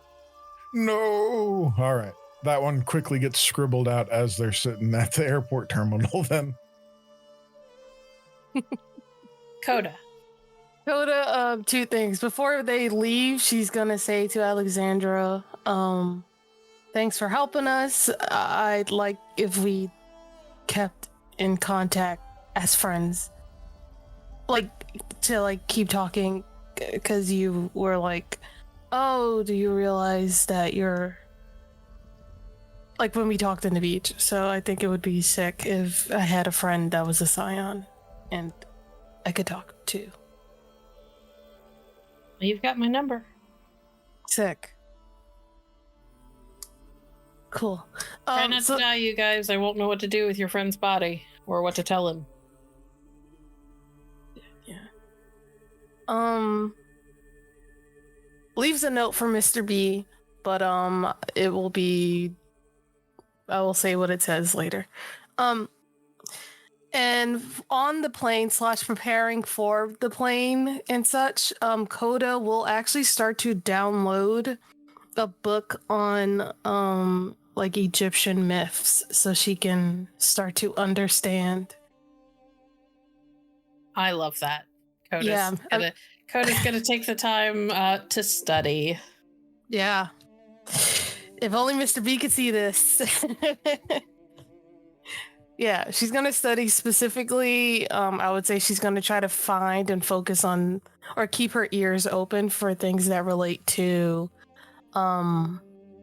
like feathers. What else did her like a 10 and or at 10? You know, it's just stuff that her mom mentioned as well. She's going to try to be like, all right, let me try to figure out what exactly is going on here and what we should look out for. Okay. The first issue that you run into is that the name that your mother gave you in its like in the form that she gave it to you isn't in the book.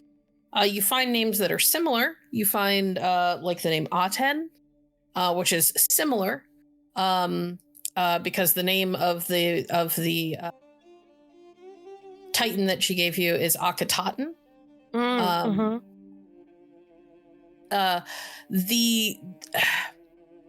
There's a lot of talk in the book about the fact that because it's been so long, and most of the sources for Egyptian mythology are the hieroglyphics, which aren't always clear. And there have been over the years different ways of interpreting them.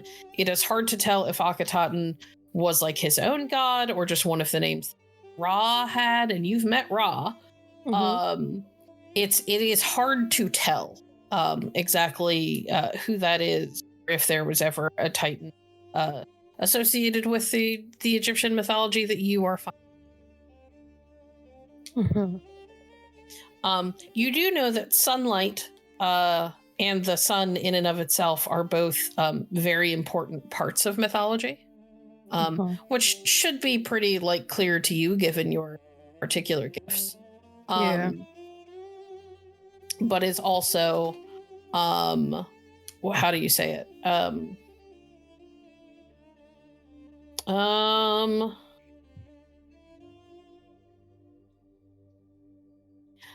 Is also one of those things because like Ra was sun more than some other parts of the pantheon. It's all a little confusing and not something you are terrible by given not hold on, I'm sorry, I'm realizing Discord is being difficult with my microphone. It's not something that you find terribly surprising that there's like mixed information and that it's hard to figure out exactly what's going on. This is, after all, a mortal book. But you are getting more insight on the other gods in your pantheon, which is helpful. Good. Yeah, that's what she's doing. And taking notes. Oh my goodness. Coda Massaquoi taking notes. If only Oliver was here to see it, he'd be so proud. Let's hope you don't die before you can tell him. Yeah. All right. Thankfully, the flight is not overly long. It only takes about 6 hours, give or take. And you guys have a direct flight and you're in first class, so it is pretty comfortable. You are served food and drinks, and get to kind of ride in style. You get some weird looks. You're an odd bunch, but you get there easily. It looks like there was even extra paid so that Pele and Ian could go, though both have to be kept in carriers. Sorry, buddy. I appreciate your sacrifice. Ian, before you get him onto the plane, is basically promises to settle, but he wants all of the change in your pocket. All right. How about I give you half now and then half once we land? Nope. I want all of it. Here, I was hoping to buy a soda on the way. All right, here you go. And Clint will empty his pocket. All right. He proceeds to play with the shinies on the plane, and that is what keeps him busy for the 6 hours. Pele is pretty laid back. Pele is fine. He's got a comfy carrier, and mostly curls up and sleeps. Yeah. Coda's also just like focused on studying and listening to music, so she's, Basically. Yeah. All right. You all land in Alexandria. You are able to get through customs, no problem. You all realize as you are passing through customs that and you realize how fast it is. I'd say that Andre, with his high intelligence, is the one who thinks to look at y'all's passports, or at least to look at his to see why they waved you through so fast. And you all realize that there are new little markings and stamps that you don't necessarily recognize what they are or what they mean. But they do seem to inspire the mortal authorities to just kind of, wave you through and wish you well.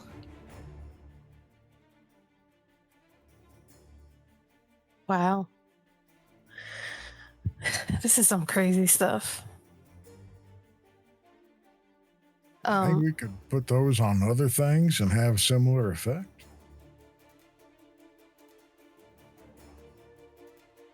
Huh. That's a good idea, but let's,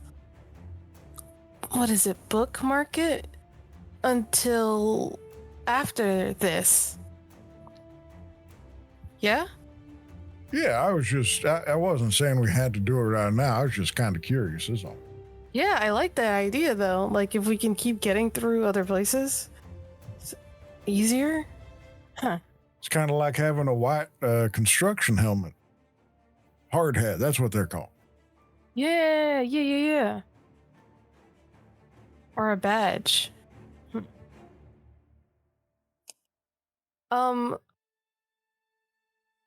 Coda is completely taken by the fact that we're also in Alexandria. She's like, ooh.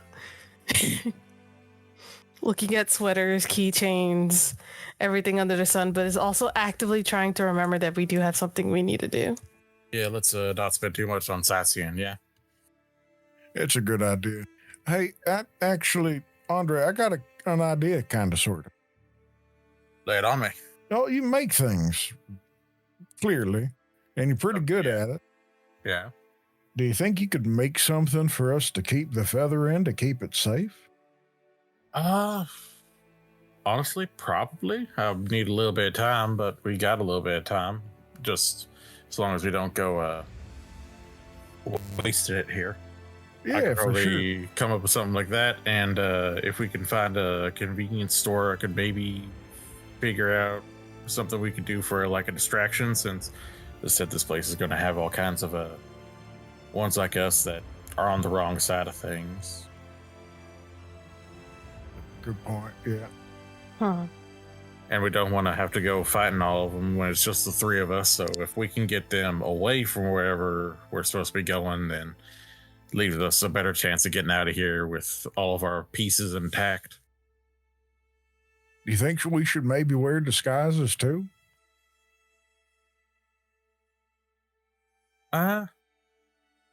Maybe. It's not really too much of an issue about them not knowing who we are. I mean, the whole thing about our shtick is that everyone knows that it happened, the legend, right?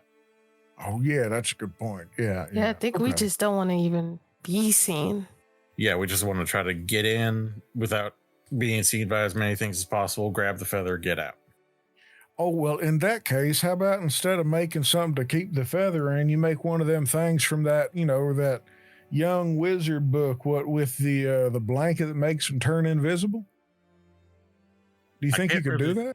I don't really have the ability to make anything that's magic or anything like that. I just got the ability to make, mortal things really, really fast. Mm. Like, so invisibility capes ain't real? Not in my purview. Maybe someone else's. Sounds kind of more like a Hermes thing, really. I meant like with the science thing where like, I don't know. I thought, oh, never mind. Actual cloaking technology is still a ways out. Dad's probably closer to it, but I don't got the schematics for it right now. I do, however, have the floor plan for the building that we're supposed to be going to. At least the floor plan from when it was first built. Something to go off of. Oh shit, that should let us know where the doors and stuff are. At least the main ones. Probably not anything for where exactly the feather is, but I do know that the feather is definitely there, given the amount of energy that's being drawn from this place. And I know sunlight is pretty important in all of this. So, but you said energy is being drawn? Yeah, like I'm guessing they're probably using it for like vaults and stuff. Yeah. Huh. Security systems, that kind of thing. Oh, that kind of energy, not like magic energy? No, like Mhm. actual electricity. I got the statement from the utilities. Well, do we want to get lunch in the area and maybe stake out that place? Yeah, we can get some food, and I actually got a few of the close by buildings that we can probably stake out at and keep an eye on things. See like who goes in, who comes out, that kind of thing. Yeah, okay. Great. Sounds Let's pretty go smart. get lunch and stake out. Let's do it. Yeah.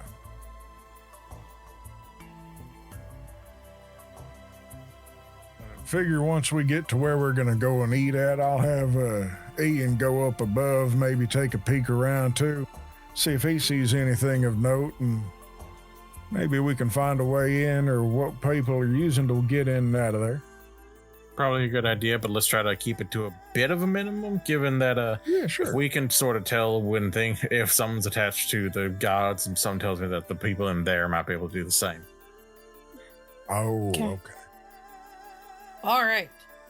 You all head out into Alexandria and then down towards the docks and the water.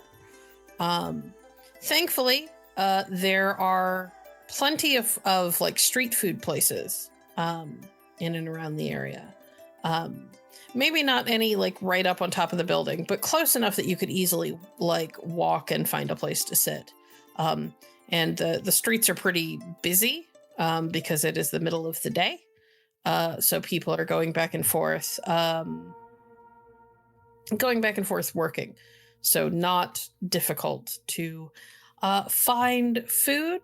We'll say that you guys stop at a food truck that is selling hawashwi, I think is how it's pronounced. It's a traditional sandwich made with minced meat, marinated in onion, garlic, and other seasonings. Yes, And please. it's just easy food to like carry with you. So Perfect. I'll take two. you are more than able to order as many as you would like. And then you set off to take a walk and maybe find a place to plant yourselves. Yep. All right. Yeah. I'm going to assume that you were looking for a place that keeps you well out of vision, so I'm not going to make you roll. Well out of them being able to see and spot you for what you are right away. Right. All right. You set up slightly down the block. It's within view, but you're not so close that you think that someone just like having just scanning the area is likely to pick up your presence right away. So we just stare at them from here or what? We keep an eye out for where guards are stationed, who's coming in, who's going out, when they're coming in and going out, doorways, windows, anything that we can use to get in or in a pinch get out as quick as possible. I have a question. Yes. Have Pele and Ian been allowed out of their carriers yet? Oh, absolutely. The moment Yeah. we landed. All right.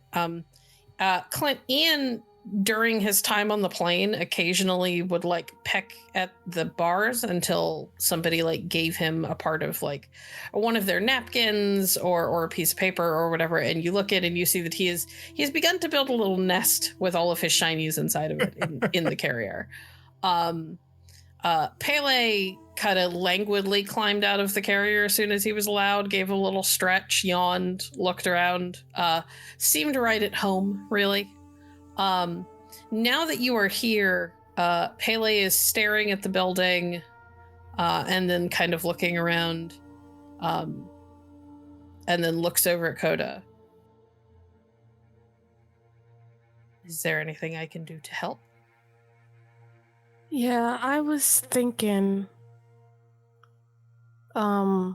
First, I was gonna ask your opinion on the building, and then second, I was gonna ask you if maybe you and I, or maybe you, since I would probably stick out like a sore thumb, talk to the neighborhood cats and see what they've seen, what they've heard in near the building, familiar faces, you know.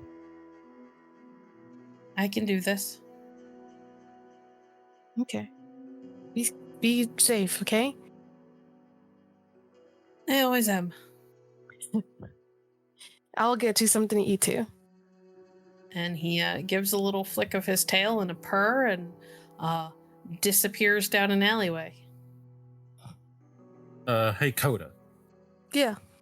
Pele is able to, like, sense terra incognita and things like that, right? Something like that, yeah. Well, I was just thinking when we get in there, it might, if he's able to sense that kind of thing, or able to sense like the presence of things from a terra incognita or one of the other worlds, maybe he could sort of lead us to the feather. Because I imagine that a feather of an angel gives off energy from Aten's realm, right? Yeah, I'll definitely ask him when he comes back. I told him to take a look around the building and to talk to some of the neighborhood cats. But, yeah, I'll definitely ask him if that's something he can, I guess,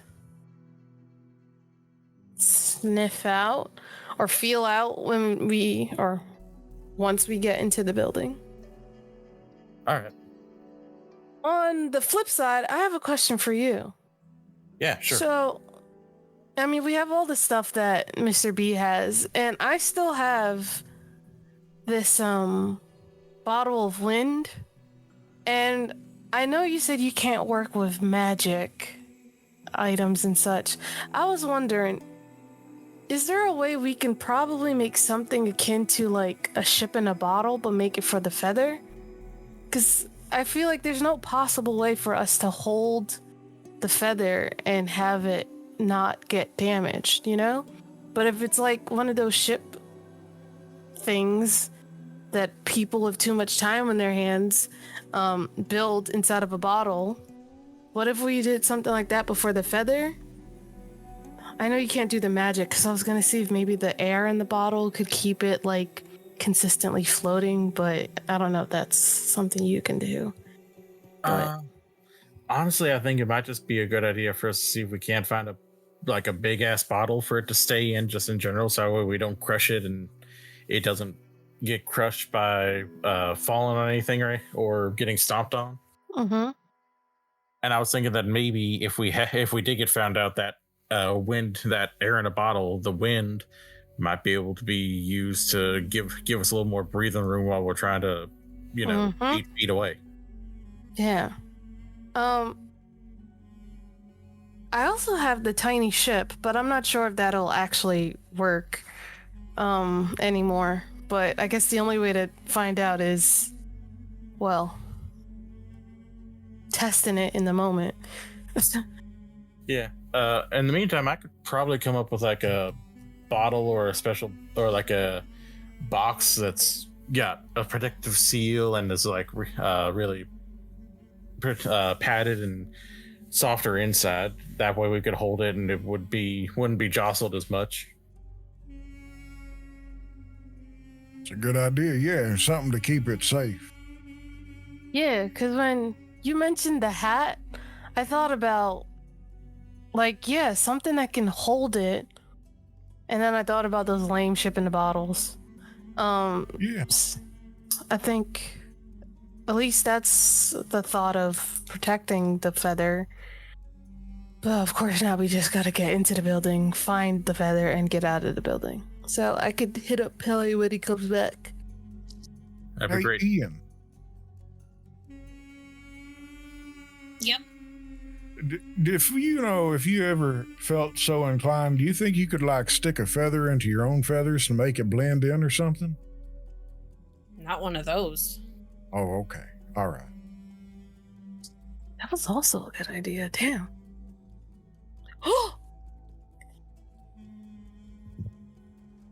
I'm black. Those feathers are not black.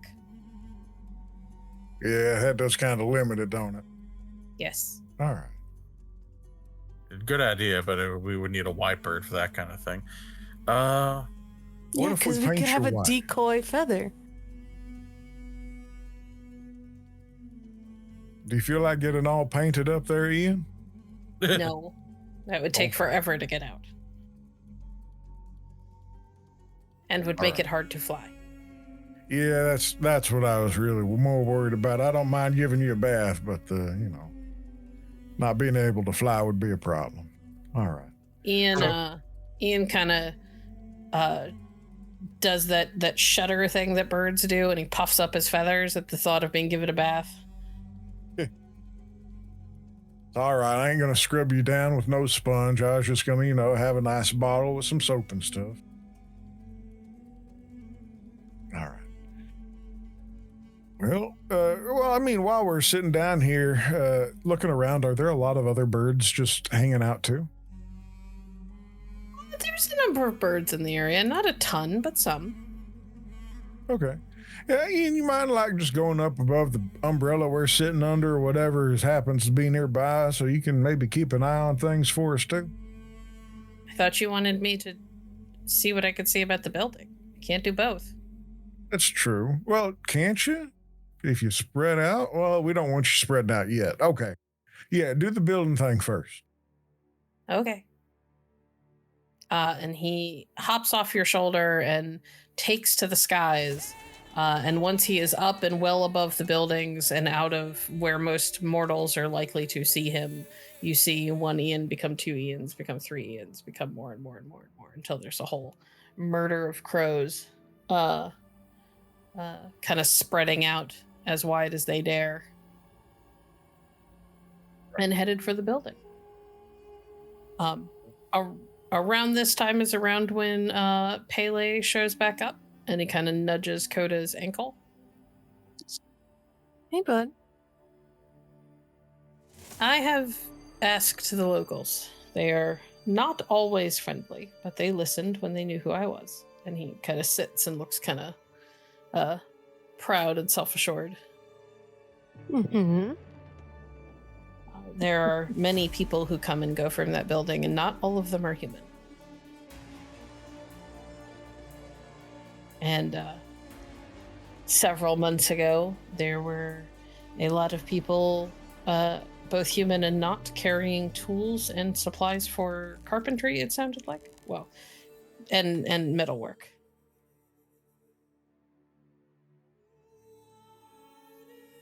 Uh-huh.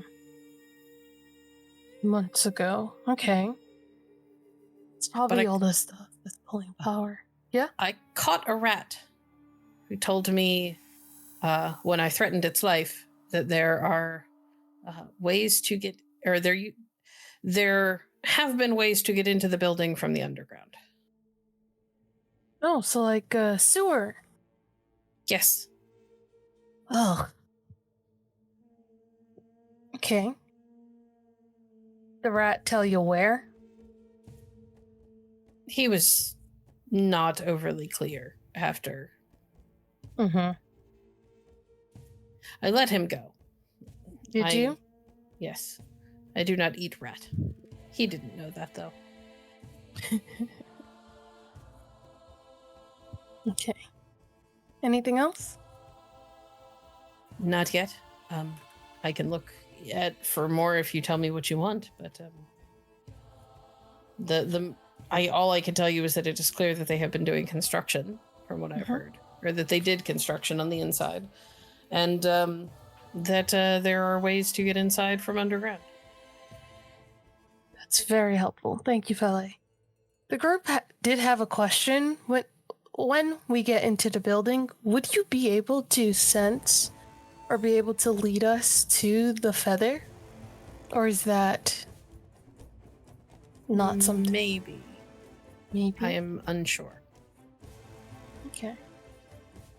Well, here's some food. Let me relay to the group everything, but here's some snacks. I got you some, well, really anything. Pele is happy to nibble off of probably one of the sandwiches that was bought. He ignores the bread, but goes straight in on the meat. So, Pele caught a rat, and the rat said there is a way underground to enter.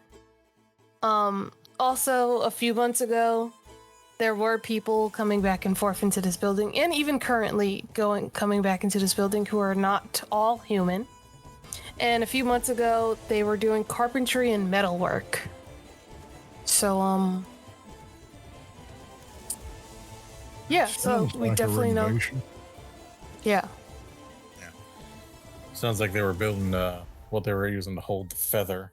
And as for getting underground, I do have the floor plans that show where the sewer grates at least should still be if we wanted to go in that way and get out that way. I think it's going to stink, but don't think anybody would be suspecting folks to come out of the sewers. I'd rather be dirty than dead, so. Yeah, tell you what. If nothing else, maybe I can get an idea about where the power's coming from, or like, man, I really wish that my echolocation thing worked on buildings, but it only works on like stuff that's in the earth, so it's a bit out of our league right now. Well, wouldn't it be able to help us find the sewer then? Well, yeah, but I figure we could just find a manhole or some such. I mean, you do you. I don't know if you need a manhole, but we can find a way down there. With the 9 successes that Andre got earlier, I will say that it is more than easy for Andre to pull up a plan of the sewers. He will do so. Okay, so I think we can easily get in here. This is the closest entryway from where we are right now. And then we just take the sewers to get, I don't know, here, and he will point to one that's closer to like the middle of the warehouse itself. Though that could be in the middle of everything where a bunch of eyes are. So it might be better if we try to go towards one of the walls, give us a little more room to maneuver. Yeah, sticking to the shadows if we don't want to be seen makes the most sense to me. Pele nudges Coda's ankle. Mm-hmm. If I were going to hide something in a building that I had renovated, I would put the strongest room in the middle.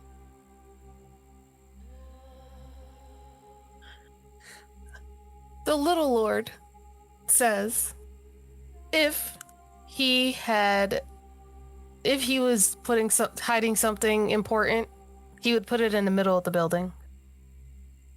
Yeah, it makes sense. You don't want to just put it up next to a wall where someone can bust in from a weaker wall into something you spend so much time on. Makes sense. So yeah, middle is probably our better bet then. Question, Andre. Yep. Does it look like there's an elevator in this building? Well, the building's like 4 or 5 floors. I could imagine there would be one, but it's mainly built to be like a warehouse, so I could imagine it's mostly stairs instead of an elevator. Or maybe what kind your of warehouse freight? doesn't have a freight elevator? Yeah. That's true, actually. There is a freight elevator on the plans, yes. Wonder think what maybe it's that freight again? of. You think maybe that's what they use to get to it? Maybe, or if we're safe, another way to get up. If we get in through the sewers and we get to a shaft for the elevators, That's more ways to climb and get places without being seen. True enough. And if we need to, I could probably cut the power before we head in there, since I got where all the actual power boxes are too. That could give us a little more room to maneuver, less maneuverability for them, more of them scramble around trying to get power back on while we do what we have to. You hear a rustle of wings, and Ian settles back on Clint's shoulder. Hey there, bird brain. How'd it go? There are a lot of guards. Like how many do you think? I saw at least 10. Ooh, 10 guards. Okay. There's one for each wall, usually one for each corner, and then a couple that are wandering. There are not many windows. All of the windows seem to be on the top floor, facing the sky, or at the very top of the walls. Mm-hmm. There is a freight door on the back, or a couple of freight doors on the back, though one of them had heavy iron like bands attached to it in the ground, so I don't think that one's meant to be opened anymore. Okay, yeah, that'd be a place to act as a fortification. All right. Did you see And, anything else? I mean, it was hard to see without getting close. Oh, yeah, that's fine. I'm not judging you for giving us great information. You did good, Ian. Do you think, I think that some of the guards were more than what they looked like. Yeah, that's what I was going to ask. All right, so if It was there's hard. some super I'm guards- not sure, but some of them seemed off. Like any just off in general, or do you have an inkling of what kind of direction that off goes? He kind of does that like little birdie head shake. It's hard to tell. Just that they look human, but they don't seem human. They don't feel human. Makes sense. Here you go, Ian. Thank you for taking care of that. Have some food. Get yourself, a little more energy after all that hard work. Ian pecks at the offered seeds. So, Bird here, my friend Ian just, took a look around. There's quite a few guards, probably 10, maybe even a dozen or more out there, one on each wall, one on the corners, and some on patrol. Ain't got many windows except for the top floor and maybe some skylights, and there's a locked up, banded up freight door in the back. Some other ones are working, but one of them's all sorts of shuts up. Think there might be something connected. Could be.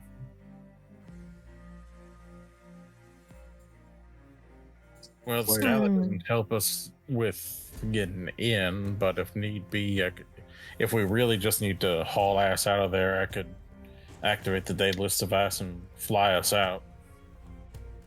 All right, yeah. Wouldn't exactly be comfortable, but it would get us the hell out of there.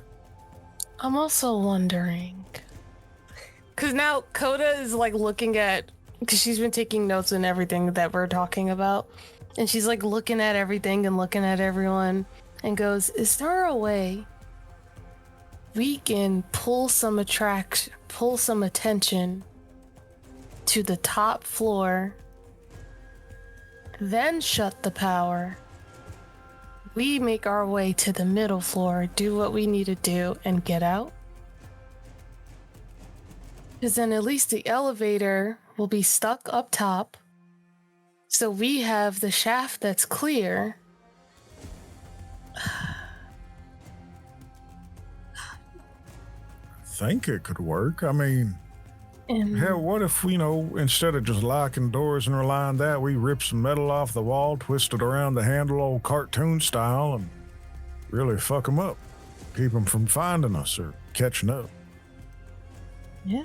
You just make it difficult. Yeah. Maybe we could make something that Ian could carry on up, or several Ians, and then drop it to make a disturbance with the skylight, get their attention. Yeah. I could do that. Okay. He says he could do that. Maybe we could. Probably not. Hold on. Y'all got change in your pockets? Yeah, I got a few coins. No, I mean like a lot. I got some, and then he'll just look to Coda. I have lighters. It's something. I was just figuring something heavy and maybe metal or solid enough to really make a noise when it hits them skylights, you know? Something that ain't just going to sound like rain.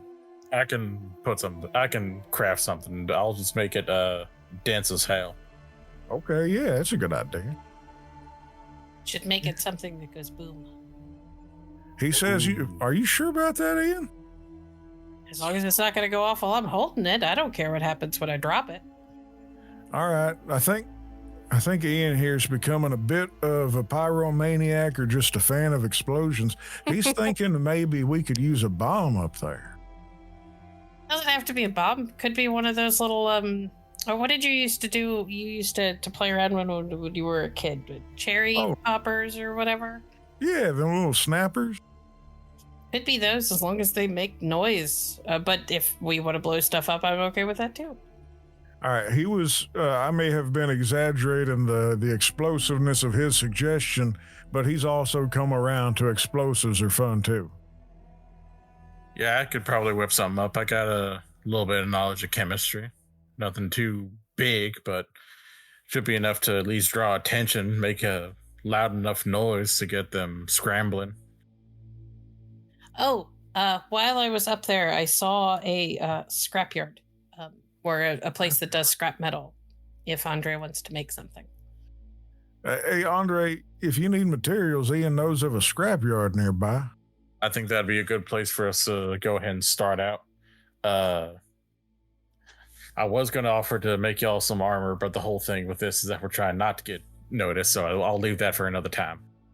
Yeah, instead of armor, maybe the box or whatever container for the flyer or feather. Then, you know, the thing that'll go boom when Ian drops it. And I kind of think like if we go in from the bottom and there's a nice big hole in the top and we get to the middle to get to the thing and get out the top, that sounds like a one-way trip out of there. That's a pretty useful thing. Sure enough. Hmm. We just got to make sure that we don't break the damn feather, because one, Bastet told us not to, and two, if Oliver was looking that spooked from the vision, something tells me if we do break it, bad shit happens. Yeah, makes sense. Have you ever made a pair of Heelys? Once. Think that might help us get in and out of there quietly and quickly?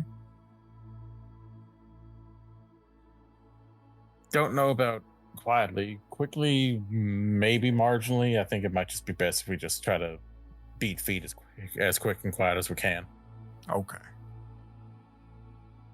All right, right, so well, what's the plan, folks? Let's head over to the scrapyard then. See what we Andre's can put together. Andre's going to the scrapyard for metal, and if they're like old husks of cars, seeing if maybe he can grab the parts of the systems that actually make the horn to help with as much noise making as possible. Excellent. That is all very easily done. You're not looking for anything overly special, so at a scrapyard you are likely to find all of those things. Fantastic. Ian will even flit around the scrapyard and help you look for the parts that you need rather than making you like sort through a jungle of stuff. Yeah, you just show him a picture. He's good at finding whatever you need. Fantastic.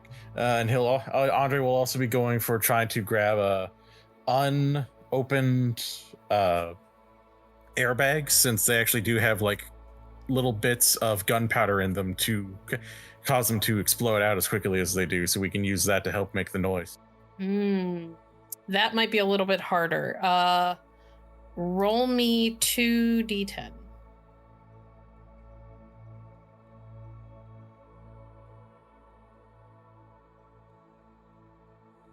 Nope. 1 in 5. Oh no, nothing that's been unexploded. Damn. Ah well, I still got the noise from the horns, so that should help.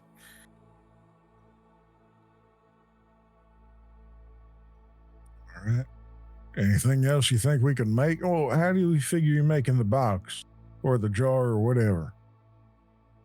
I figure I can go ahead and just make that with some of the metal here, and then just fashion it so that way it'll like fit the feather, and use some cloth to make sure the feather doesn't get jostled too much and isn't like rubbing up against hard steel or anything to cause an irritation or anything. Like that. That sounds real good. Cool. I think I'm gonna have to go ahead and get to work. All right. Thankfully, you have all of the knacks you could ever possibly need and the purview to make this go very fast. Yeah. So I would like a roll of intelligence and blacksmithing. We're working on the box first. And I will allow you to add 1 die because you also have science physics. So that's a grand total of 10 successes. Nice. All right. Very good.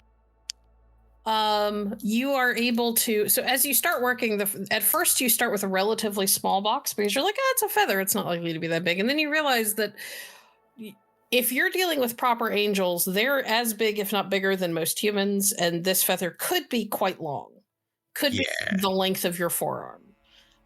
So you kind of scrap the original plan and you go back in and build out a box that's longer than from your elbow to the tip of your middle finger, slightly like an inch longer than that.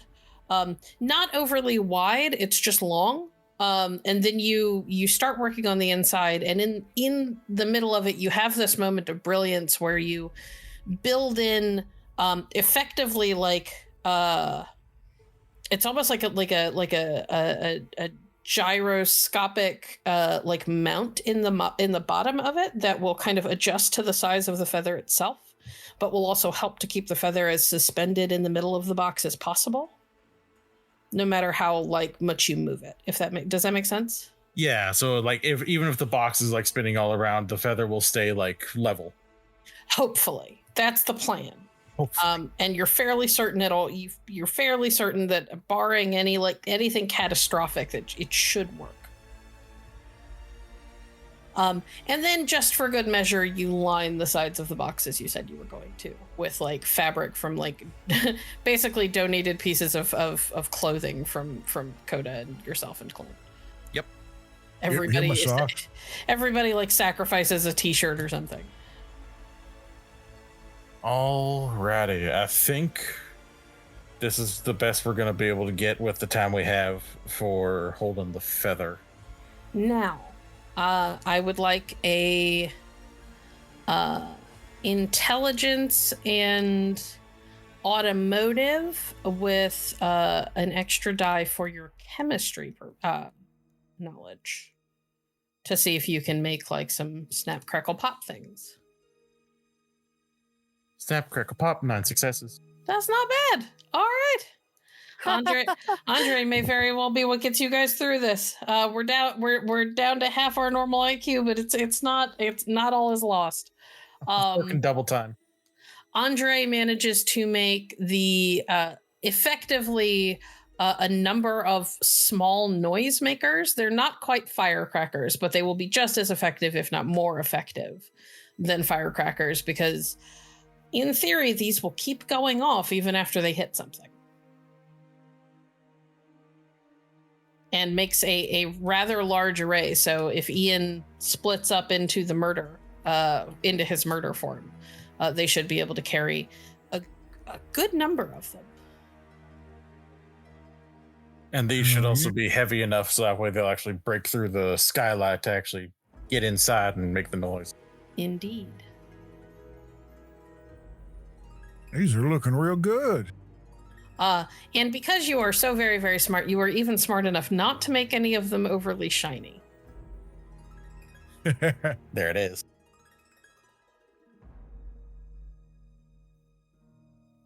During the time that this is happening, Pele has slips off again after telling Coda that he's going to go recon the underground and see if he can figure out, if anything has changed on that end or if he can find an easy path to get there. Okay. Good. You guys do notice as you were moving around and doing all of this, though, that even with Pele gone, a number of other cats seem to be lingering in the area and watching you. Are they like watching us closely? Yes? Too closely? I don't know what you mean by too closely, Clint. They're watching you. It's very obvious that they are focused on the three of you. I mean, just watching them. Are any of them running off and seeming to like report anything, or are we being watched by Scout? Occasionally one will disappear, while the others stay. They got spies. You think it's them, or you think that, Cody, you think these might be your moms? Coda will look over at them and be like, "Oh, they're just my mom." Oh, okay. It is likely to assume that they are either sent by Coda's mother or Pele has put some of the locals on watch while he's not here to keep an eye. Good cat. Yeah. Is it possible?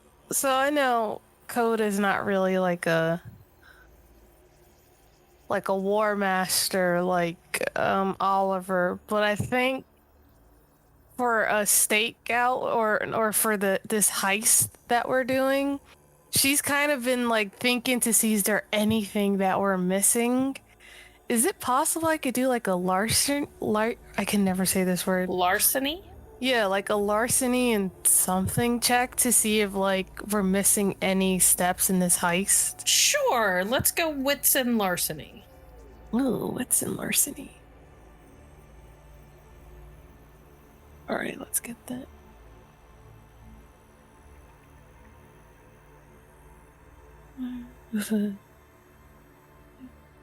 And could I add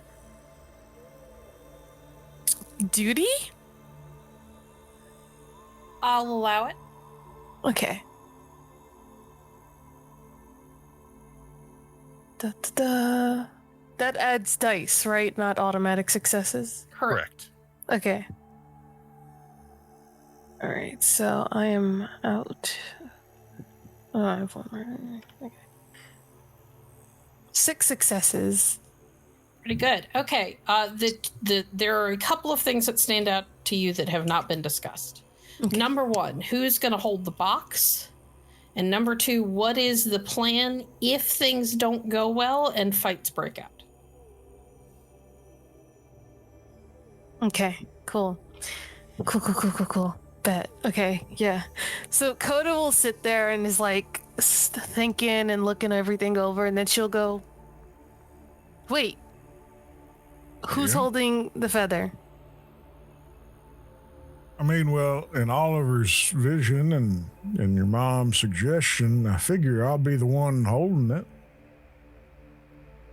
Maybe you hold the box and Coda can be the one to grab the feather, since in the vision it was you trying to grab it. That's worth a shot, yeah. Yeah, and I mean, if it's gonna be like a James Bond movie or that other one with the Jones guy, I'm dexterous and like pretty great at holding my balance, so maybe I can grab it and then pass it to you, Clint, and then you hold it the rest of the time. Yep, get it put in the box and get us out of there. Okay. Second thing, although I know we want to avoid it, but what are we going to do if we do end up in a fight? I know I have my bottle of air and the ship that could maybe end up becoming a full ship size again. But what do we plan to do if the worst happens? I think that depends on the situation. If it's just like one, if it's mortals, easy enough. If it's like a scion, we can maybe try to handle it ourselves. If it's one of Auten's like actual angels, we get the fuck out of there. Yeah.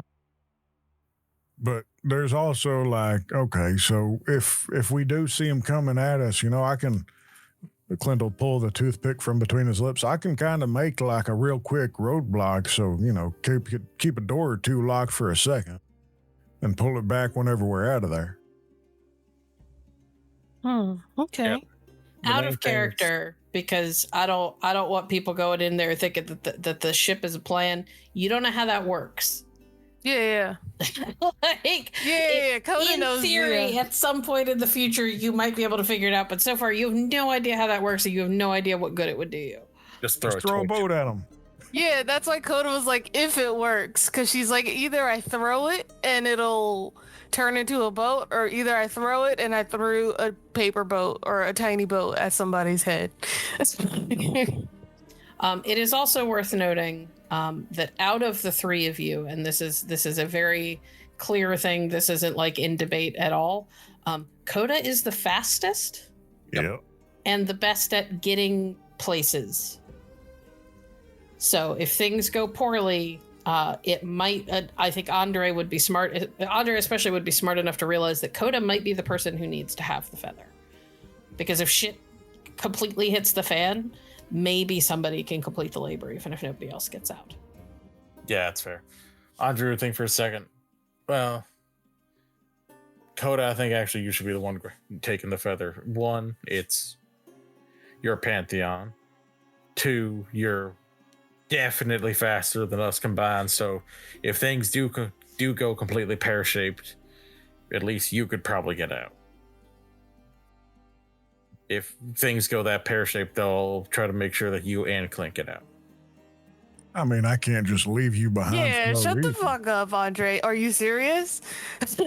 in what pantheon, what myth, what world do you think we would leave and not take you with us? Like, be so very for real. I'm for real. not saying I'm just going to completely give up and just resign myself to my fate, but if things look like it's definitely you two getting out or none of us getting out, I'm making that choice. And then I'll make my choice too. God, you're hard-headed. Kind of brings up a I'm good hard point, as though. fuck headed.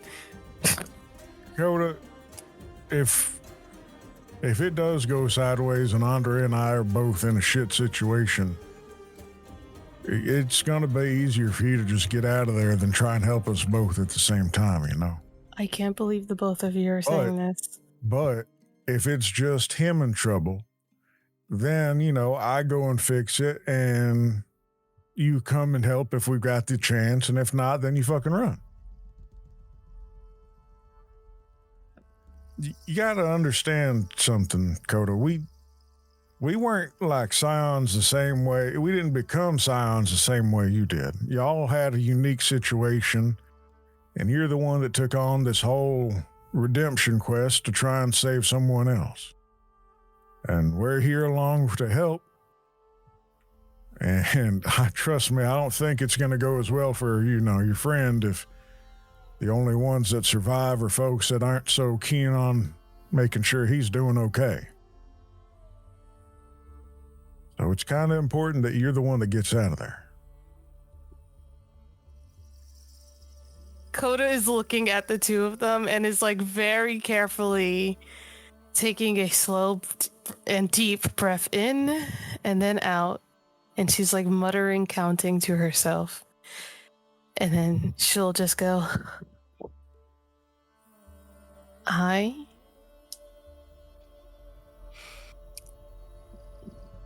understand what you're both saying. And I understand that, it would be very important for me to survive. For Stefan and all that good shit. Yeah. But I will never leave the two of you behind. Okay? The only time I would leave you behind is if maybe you were blown to smithereens and smeared across the walls or some shit, okay? So if you think that while you're still living and possibly breathing, that I'm going to run out of here and leave the two of you behind just so I could survive and fucking make it with a fucking feather, are you fucking kidding me right now? No, I'm not leaving you guys behind. I'm going to take you guys with me. I don't care. And sure, you guys are just two people that came to help. That's even more reason why I shouldn't leave you guys behind, because you had nothing to do with this, right? So, sorry. Okay, hold on. Let me catch my breath. I should be kind and nice Coda. and gentle. Yes. I get Pele has reappeared at the corner and is watching you. Yes. Being a scion means going into things like this knowing that you might not come back. It also means understanding that duty comes first. My duty is to protect the people around me. Your duty is to fulfill the oaths you have made, Coda, Massaquoi. You want to protect the people around you, but it is their job to protect themselves. It is your job to fulfill your oaths. If you die, if you fail this, Stefan is most assuredly doomed. You made promises to him, to Ra, to your mother.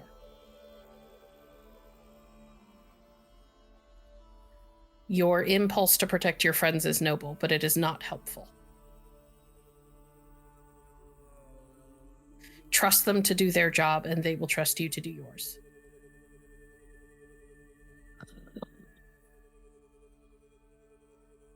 Now, I ain't sure what you and your cat are chirping and meowing about, but Coda, I need you to understand that I kind of signed up to help y'all. Well, I wasn't really signed up. I was assigned to help y'all out with the understanding that I'm going to prove myself to be some big shot hero. And I can't be no big shot hero if I'm dead. So I ain't going out there to die. I might pull off something really cool and look cool doing it and get a little hurt. But we got this. Yeah, I ain't looking to go knocking on my uncle's doors again so soon, but I just understand that this is a dangerous thing. I'm gonna do my job to the best of my goddamn abilities. And I assume that you're going to be doing yours and Clint's gonna be doing his. We just gotta do what we can for each other and understand when we gotta make certain moves that don't sit right, but they're what's needed. And I'm going to text your mom so much when we are done with this. Don't text my mom. Oh, I'm going to text her even harder. Don't say right. it like that. All right. Okay. The sun is setting. Are you all ready? It's about that time. Yeah. Andre, you are the brains of the operation. Give us a rundown on the plan.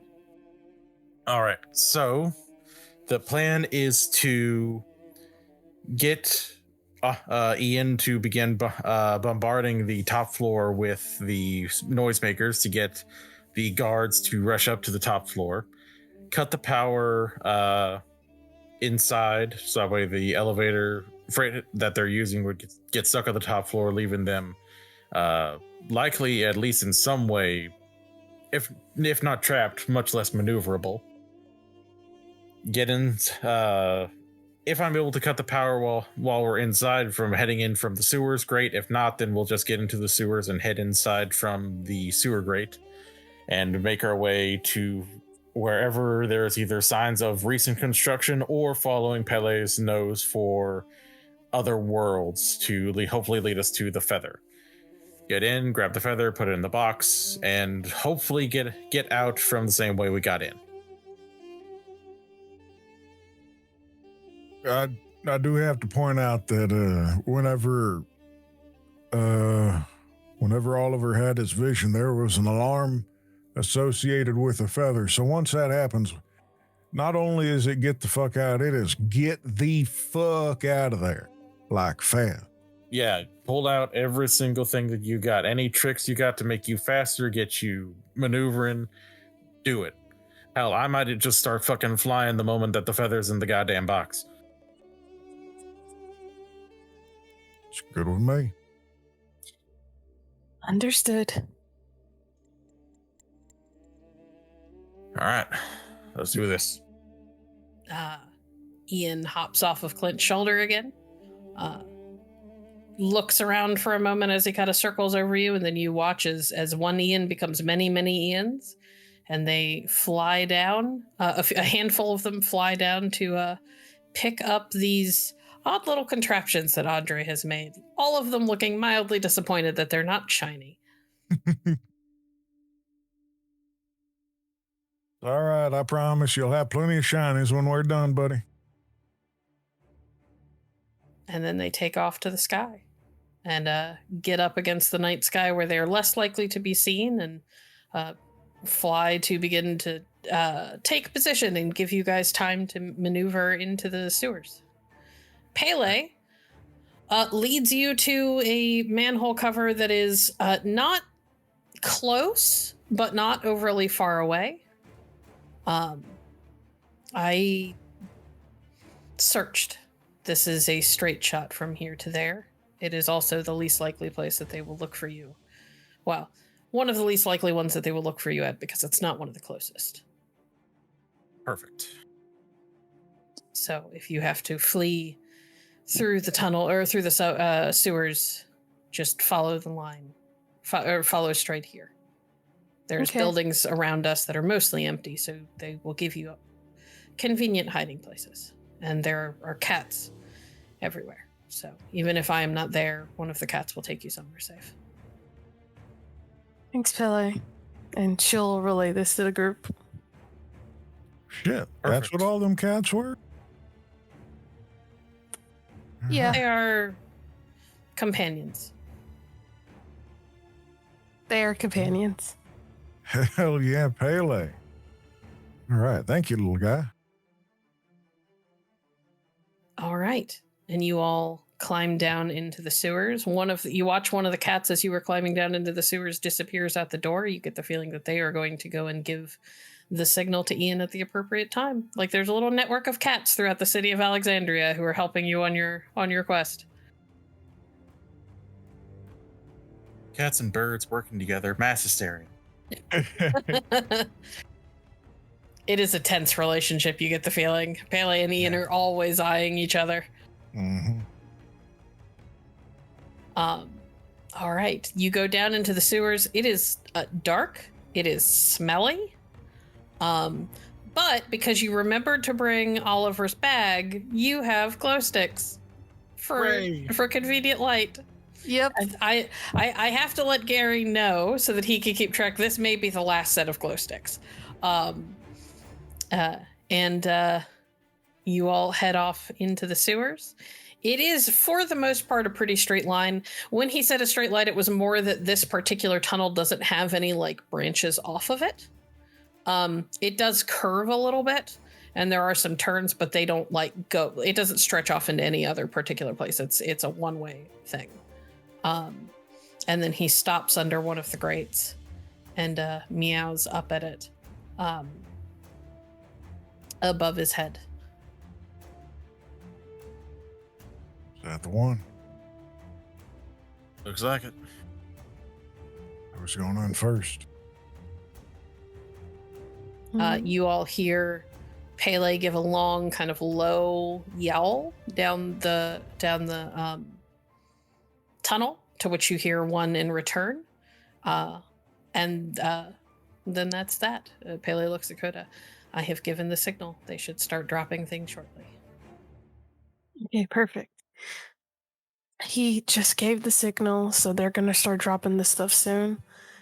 So we could start making our way up, perhaps, once we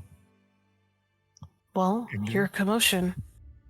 Yeah, you got to give it a few seconds for them noisemakers to go off and folks to start running, right? Yeah. I would like everybody to give me wits and perception, or perception and awareness, please. Not wits and perception. Wrong game.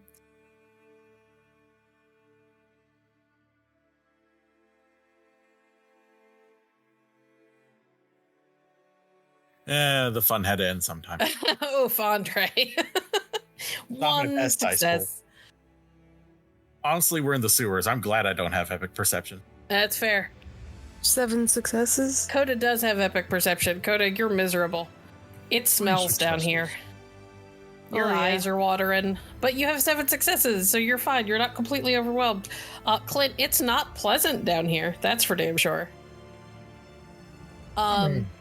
Clint and Coda are who hear. Well, first Coda hears things. Coda, you hear the initial pops and horn noises and all of that stuff that begin to go off.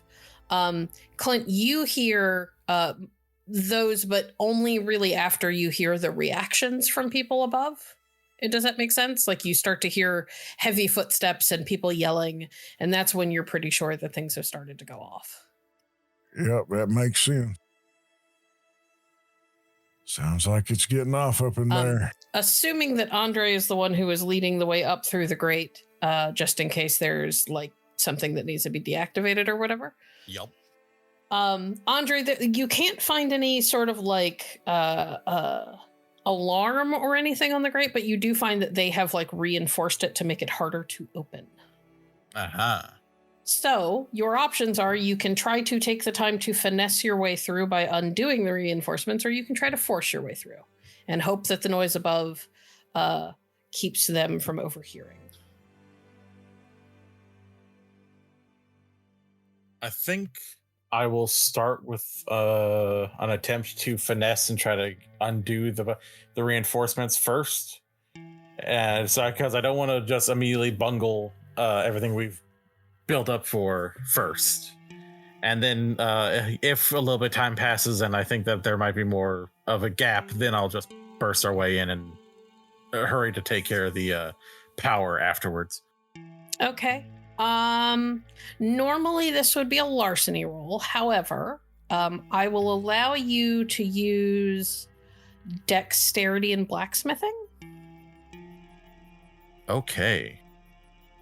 To see if you can kind of finesse it with your knowledge of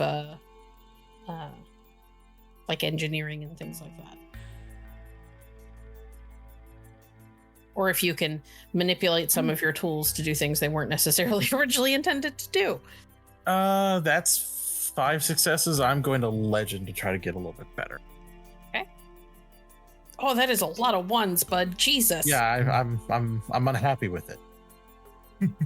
That's 4 ones. That's only slightly better, but I'll take it. So that's 6 successes. All right. 6 successes allows you to get about halfway through the reinforcements. So you get the feeling that you could more easily break through with force, or in another round you might be able to finish getting through. I think I'm going to try to just focus on finish getting through quietly, and if things then really, really go bad, then I'll just bust my way out. All right, give me one more roll. Oh, was that before? 9. There we go. Nice. He's back. Okay. 9 successes. You easily make it through on the second round. You've used 2 rounds so far to get through. You managed to push it up, and you quickly realize that what they actually did was they built a kind of a floor over top of it. But it's not like built to be like super crazy permanent. It's not like they poured concrete. It's like OSB board, which is relatively easy for you to cut through. I'm not going to make you roll for that. You've got the kind of toolkit just in your bag at all times that it's very, very easy to cut through just normal wood and construction grade board. Alrighty. Yeah, Andre's going to finish cutting through that, and then we'll just slowly lift the grate up and climb his way out, holding it up for everyone else to get on out. You all find your way in a hallway. You can hear the chaos above you. Sounds like it's working. Let's start looking for what we gotta find. Yeah, I got the power. Coda, you think Pele can maybe start sniffing, see if he can't smell the other realm here? She will look to Pele and go, sense anything? Roll me. Do you have Pele's stats yet? Did you put that in your sheet ever? No, I don't have a sheet for Pele. He has the standard domesticated cat stuff. It's fine. I've got it. Roll me 6 dice.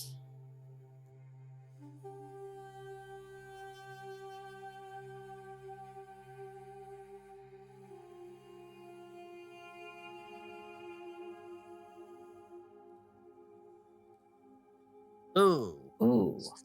Pele has legend. You can spend one of his legend points if you'd like to reroll. Yeah, sure, I'll do that.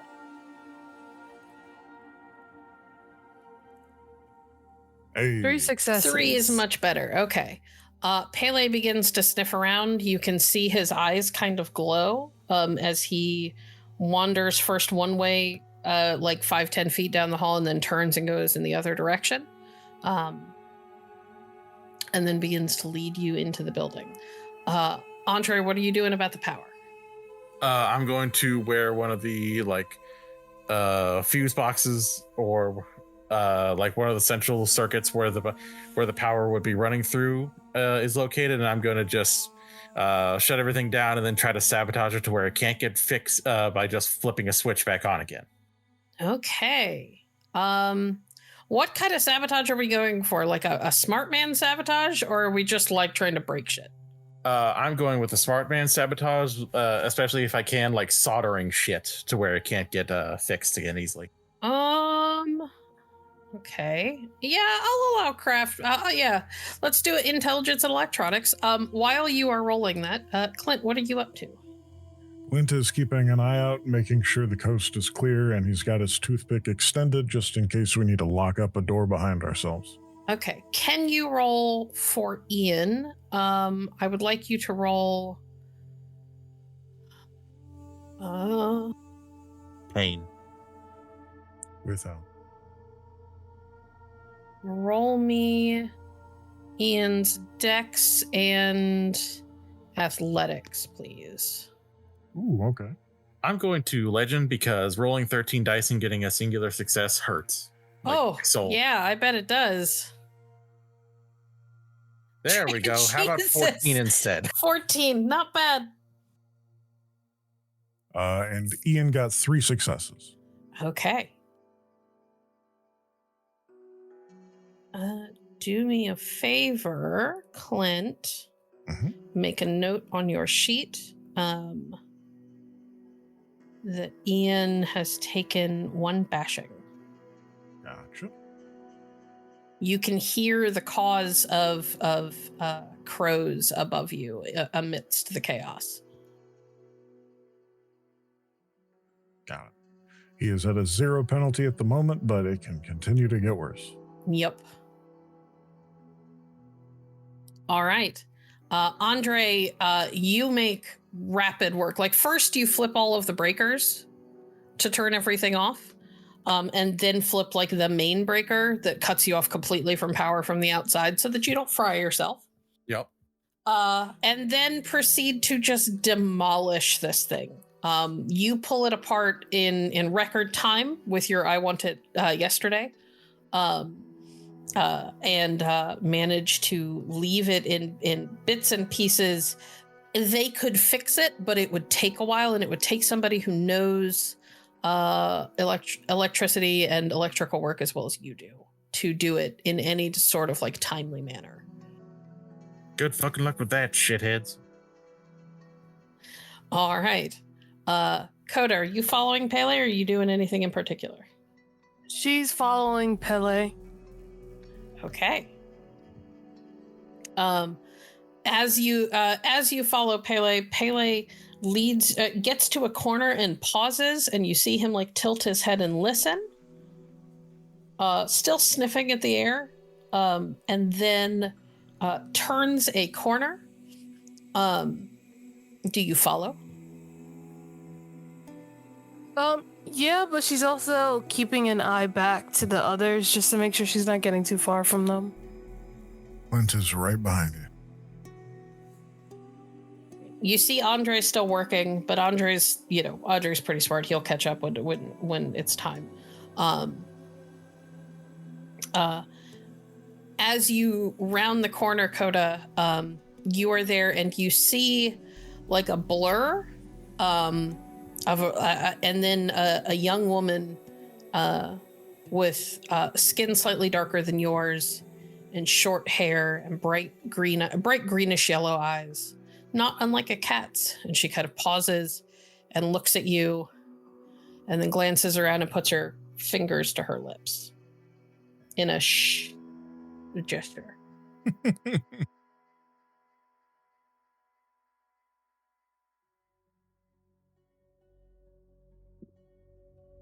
Coda will, in fact, stay quiet, and look back to Clint to make sure this is actually a person that Clint can also see too. Is she there? You can see her, Clint. In response to the fingers to the lips of Clint will return a big old thumbs up.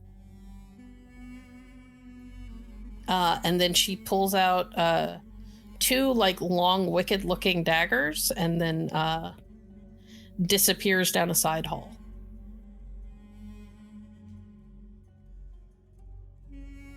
Is that a friend of yours? Either of you is welcome to make an intelligence and academics roll. Ooh. I will do that. Yeah.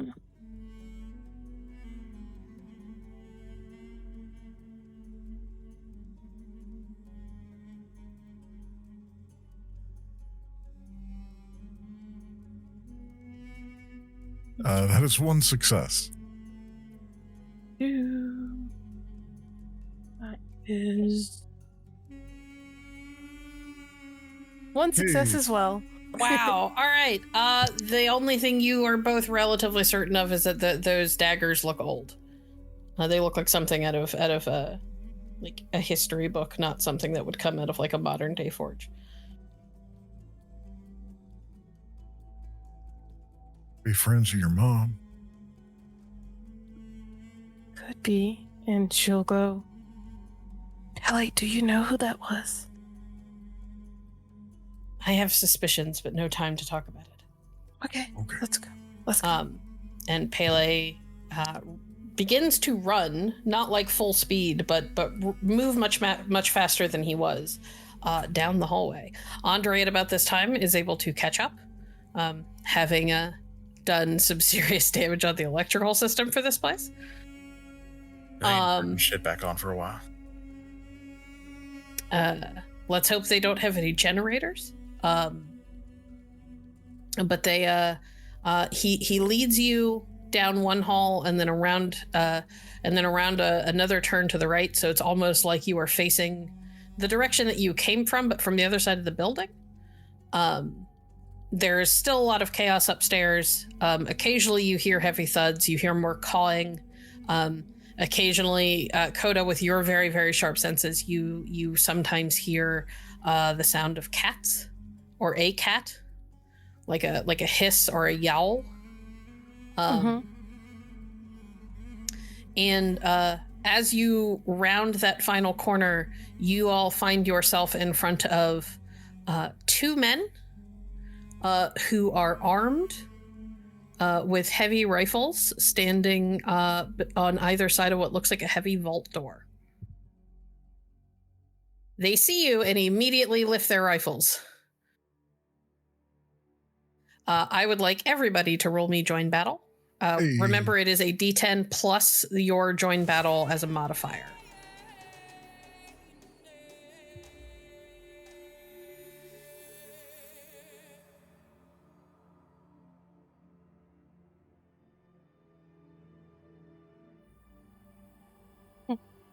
Well, it got almost as good as I could.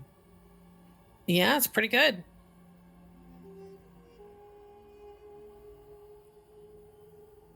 Hey, that's not bad.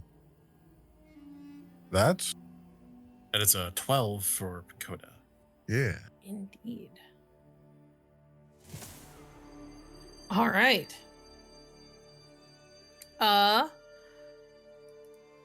Clint. Mm-hmm. What are you gonna do?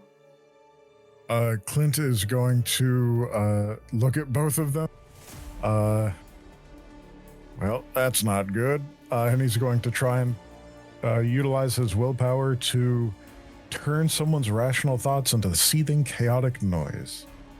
Ooh, would you With a mind little- telling us what this power is and how it works? Yeah, it's paralyzing confusion, a purview or part of the chaos purview.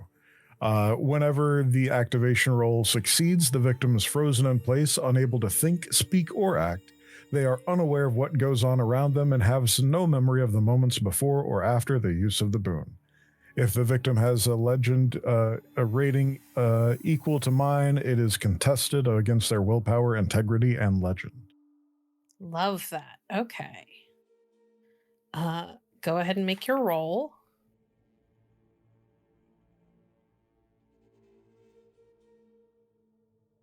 This is mostly to make sure that you don't completely botch it. As long as you Right. get one success, it's going to work. So, because they have a lower legend rating than you. Hey, there we go. Yay! 3 successes. 3 successes. One of the one closest to you, just kind of freezes. He utters, "Baby shark, do," just to fucking confuse the shit out of him. The audacity. You all watch as this man goes from raising his rifle like he's about to take fire, and then you hear Clint mutter "baby shark," and then the man just freezes and nothing happens. You got to handle the other one. Yeah, All right.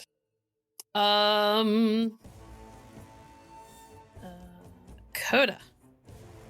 Coda will Serpent's Gaze the other one. And Okay. that's one legend. You're gonna spend a legend and it just works, or is there a roll for that? Nope, just spend a legend and it works. Excellent.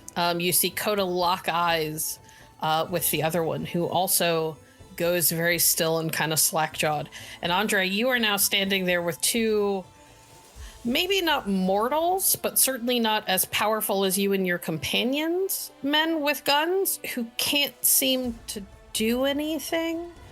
You get the feeling, though, that if your friends stop focusing on them, there's every chance that they can start moving, especially Coda's. You can tell that it has to do with eye contact. Yeah. I think that Andre is preferring to be thorough. So what he's going to do is he's going to go ahead and, while they're paralyzed and distracted, he's going to take their weapons away from them, and will work to begin just choking them out as quickly as he can. Okay. He's trying to be nice for once. If this doesn't go as quickly as he hopes, then he's just going to murder them. Okay. I'm going to point something out to you. You technically don't have Brawl. It's true, actually. So what I will allow is because you're trying to do this very quickly, I will allow a wits and medicine roll unless you want to change your tactic because you're not equipped for Brawl. True. I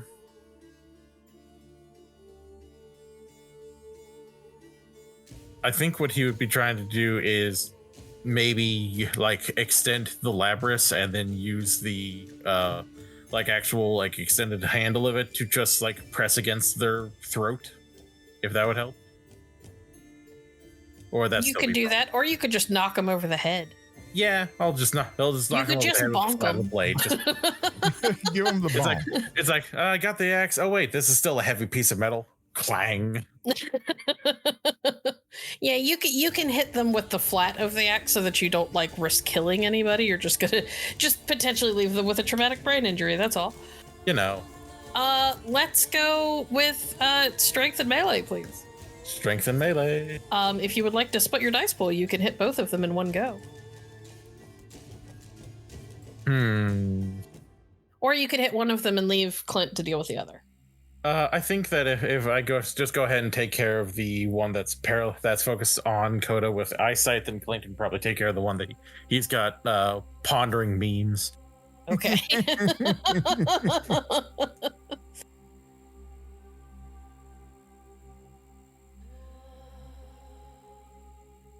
And this will add my epic strength.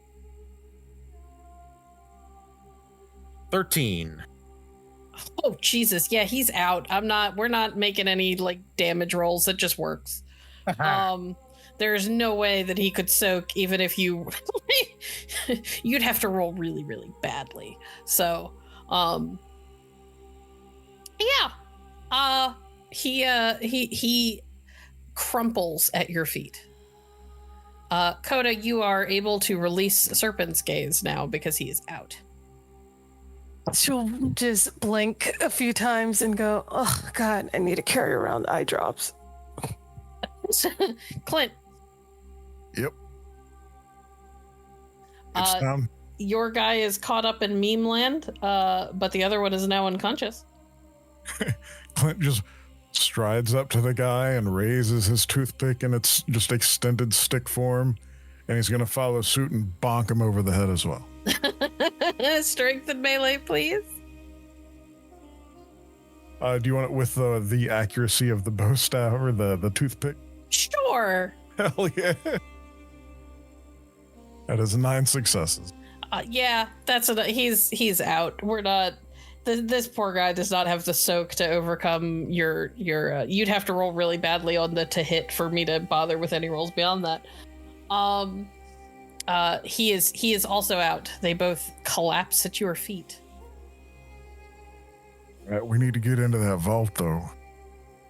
Andre, you think you can help? I would like all of you to roll me what's an awareness real quick.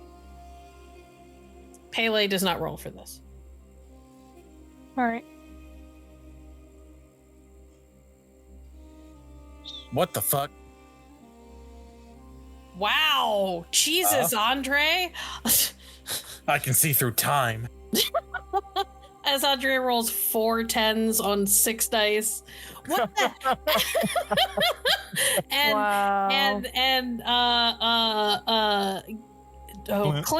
Clint rolls 3 10s on 5 dice. What is happening? We've got that post-spawn clarity.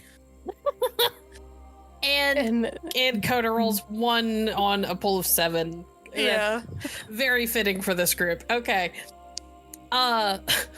Both Andre and Clint notice as you are kind of nudging their bodies off to the side to get them out of the way of the door. They are both wearing the uniforms, and the patch on the uniform says Argus Securities. Shit, you think we should wear these? Don't think we got time for a quick change, but I mean, take note of the patch. All right, yeah, shit, hold on. You focus on the door, give me a second, and Clint will pull out his sketchbook to try and recreate the symbol or the logo. See if they have any key cards, too. Normally, I wouldn't give this to you. You have 2 intelligence now. You have a phone with a camera, dude. Clint, think of the old-fashioned way, gets his sketchbook out. He's got his pencil to the paper. Oh, fuck, hold on. Let me just take a picture. Fantastic. But yeah, Andre will check to see if there are like key cards because he's thinking that maybe this vault is on a different sort of breaker. Maybe something that's kept like air gapped. And if not, and if there aren't key cards, then he's going to have to get creative. Here's what I will say. This is most definitely a larceny roll, which Coda has. However, I will allow Andre to roll to see how much extra dice you can give her to help. Okay, so that'd be dexterity and larceny. No, I want you to roll just raw intelligence. Okay, I can do that. Raw intelligence. No mod. Oh no, you get your mods. If I'm calling for a raw roll, I'll let you have your mods. Fair enough. 8 successes. Hell yeah. All right, Coda, you get 4 extra dice on your intelligence and larceny roll. Intelligence and larceny.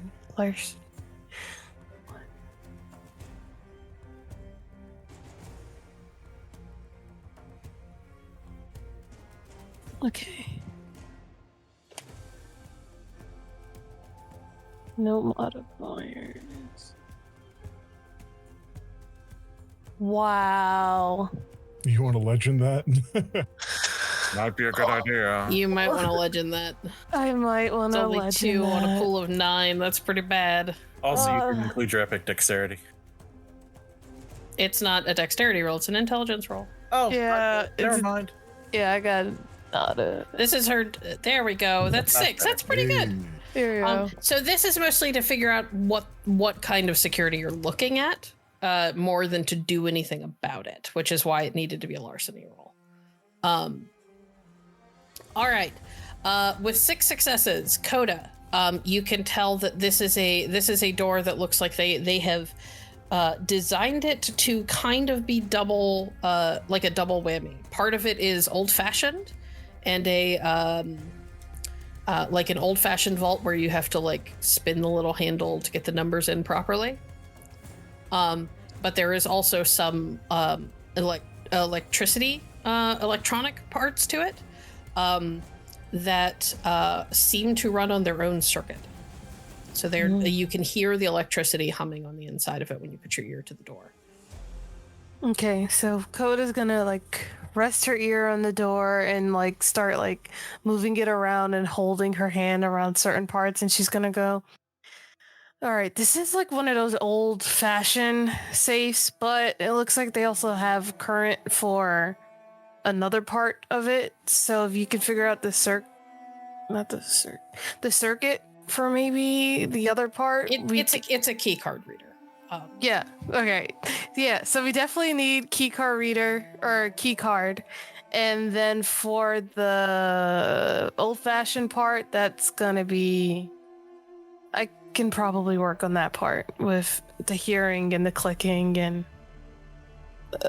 some other bad activities from my youth. Y'all do what Yeah. you got to do. I'll keep you covered. Yeah. Go ahead. Andre's just again looking to see if there's a key card on these guards that have not been, since there isn't really a place to, he doesn't really have time to try to find a key card. He will see if he can maybe just bust open the reader and like mess with the parts inside to bypass it. Okay. I would like Andre to make me, let's go intelligence and electronics. And I would like Coda to roll me perception and actually let's make it dexterity awareness, because you've got to listen for it, but you also have to have like light enough fingers that you don't like blow past a number and cause it to lock down. Yeah. And Okay. successes for Andre. Good lord. Dexterity awareness. Yes. Clint, I would like another dexterity athletics from Ian, please. You got it. 10 successes. Very good. 10 and a 10.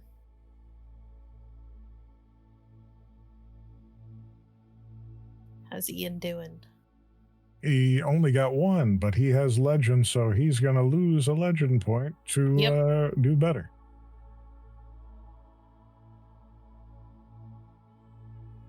Oh, man. 2. All right. He takes another bashing.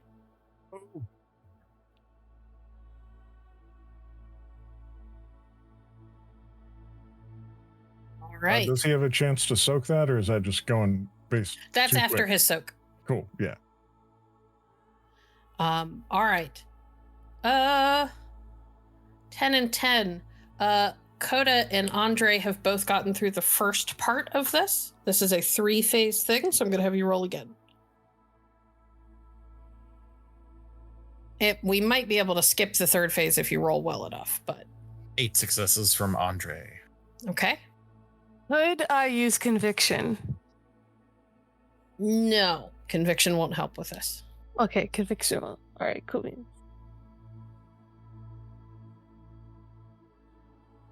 7 successes. All right, that's round. Phase 2 is down. One more roll from each of you, please. 12. Oh. 4. Ooh, do you want to re-roll that? Oh, we have it. Okay, yeah.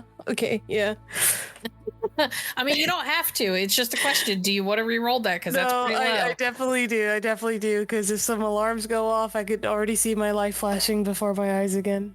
9 successes. 9 is much better. Okay. You guys, Clint,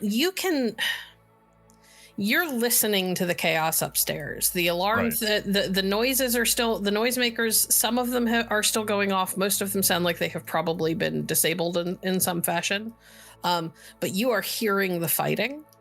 And the part of you that is your fate is bound up with Ian as your creature birthright. You feel something like tugging at the core of who you are. Ian's in trouble.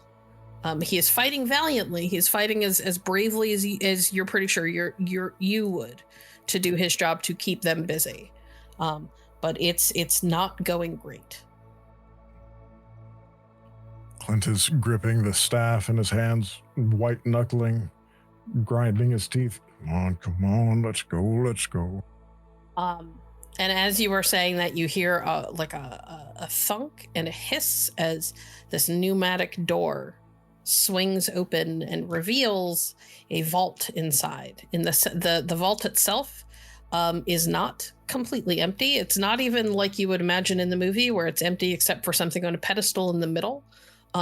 The sides of the room are lined with objects. All of you can feel immediately like you have been smacked in the face with various levels of power radiating off of a lot of these objects. Holy shit. There is everything from blades to shields to armor. There's like innocuous looking things like there's a thing that looks just like a boomerang. There is a backpack. Things that look completely mundane and normal, but you can feel just from standing in the doorway that probably everything in this room has some sort of power coming off of it. In the center of the room is a raised like platform thing, and sitting on a almost like a display stand or something with a pneumatic arm that looks not unlike what Andre designed inside of the box, just on the outside, is sitting a long, slightly curved, glittering golden feather that glows. I don't think it's worth messing with all the other shit. Let's get that feather and get the hell out of here. Yeah, as much as I would like to just clear this place out, we just need to go over to Camp 4 and get gone. Yes, but before we walk forward, because I see this in the movies all the time, let's see, is there anything in Oliver's backpack that we can use to kick up dust in this room? Can To you see just if there's smoke a like... blunt and puff it out there? That might set off smoke alarms, but also I lost my weed a while ago, and I've been trying to not think about it. Right. I have like baby powder. Oh, wait, don't we have sand or like dirt? Like a bag of dirt or some nonsense like that? Anyone remember us grabbing a bag of Yeah. dirt? We got a bag of seeds. I don't know about a bag of dirt, though. I don't know what y'all got.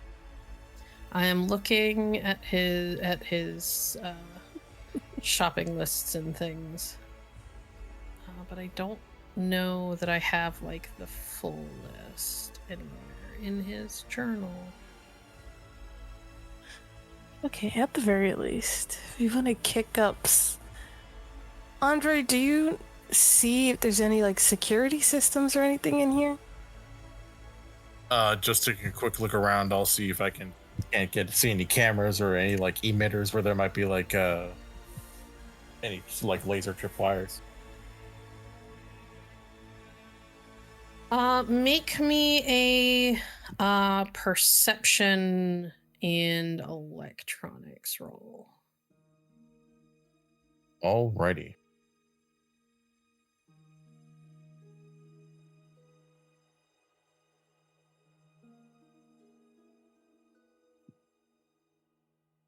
Seven successes. All right. It does look like there might be some sort of electronic like laser grid, but you can't really see the laser, so it's hard to tell exactly where they are. But you could see little sensors and receivers on the sides of the room. Yeah, it looks like there are laser sensors here. Can't see the lasers, but yeah, good call. Okay. Let me dig in my backpack real quick. What do I have?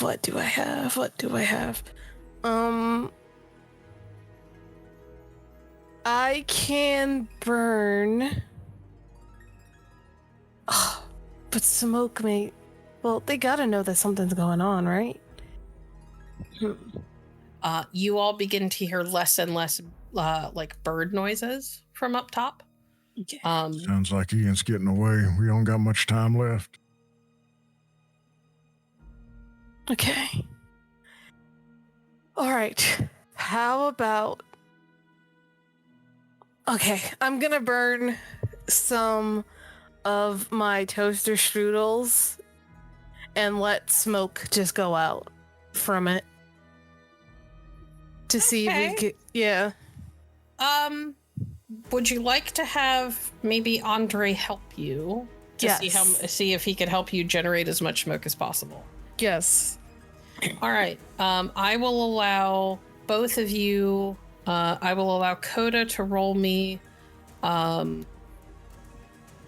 Let's go with wits and academics. And I will allow Andre to roll me wits and chemistry.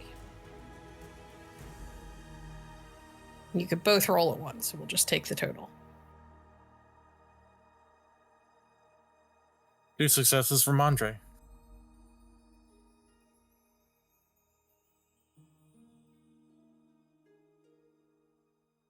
Four successes from Coda. Pretty good. Okay. 6 between the two of you. You manage to generate a fair bit of smoke, which does reveal a number of the glowing green lines of the security grid. Laser grid. Okay. It is possible to get there as just one person. It will take some time. You're going to have to either move very quickly and very gracefully, or you're going to just have to barrel through it and risk setting off an alarm and hope that you can get out in time. You want me to throw you over there? Yeah, maybe Clint and I could just sort of launch you.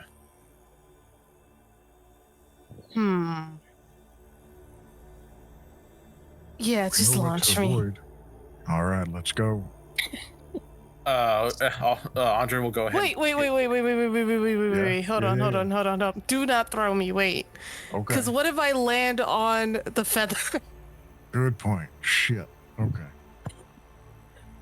I mean, I would allow you to roll to see if you could avoid that. I'm just going to throw that out there. I'm not a complete asshole. I personally have faith in your abilities, Coda. You also have Sky's Grace, Coda, which helps with your maneuverability in the air. Also got Trick Shooter to help if we take a moment to aim. Yeah, this was Coda's brief moment of like, wait, but yes. As an aside, Coda, Sky's Grace, if you just spend a point of legend, you can just double your jump, which allows you to be the one to gauge where you go. Yeah, the thing about legend. Are you at legend? I have one more left. And I feel like the shit's gonna hit the fan at some point, and I'm scared. All right, then they can throw you, and I'll just have you roll to see if you can catch yourself. Okay. Ready? Yeah, yeet me. I'm not going to make you guys roll. She's not big, and you're both very strong. I will, however, allow you to roll. Just both of you can roll raw dex with your epics. Sorry, I'm not going to let you use thrown, Clint. That's for weapons, not people. I am a weapon. Very funny. Hell yeah, dude. That is 6 successes for Mondre. And I got 4. All right, Coda, you go flying across the room. Make me a dexterity and athletics roll to see how well you can catch yourself. Okay. Come on, you can do it. I'm a cat, I can land on my feet. I'm a cat, I can land on my feet. 7 successes. Very good. Coda, you don't know how you pull this off, but you go flying and you are sure that you're going to hit the far wall. But at the last minute, you pull out your bat and kind of spin it in the air as you are flying so that it turns into that hooked form that your sword takes. And you use that to kind of hit that pedestal that it's on and reorient your oh my goodness, momentum, so that you can kind of scrabble your arms around the pedestal so that you're clinging to it with like your feet against the sides of it, and so that you're not touching the floor. And then you very slowly, dealing with the smoke in the room, which is not pleasant, by the way. Your eyes are watering. It's very, very uncomfortable in here. But you manage to very slowly kind of lower your feet onto the floor while avoiding the lasers.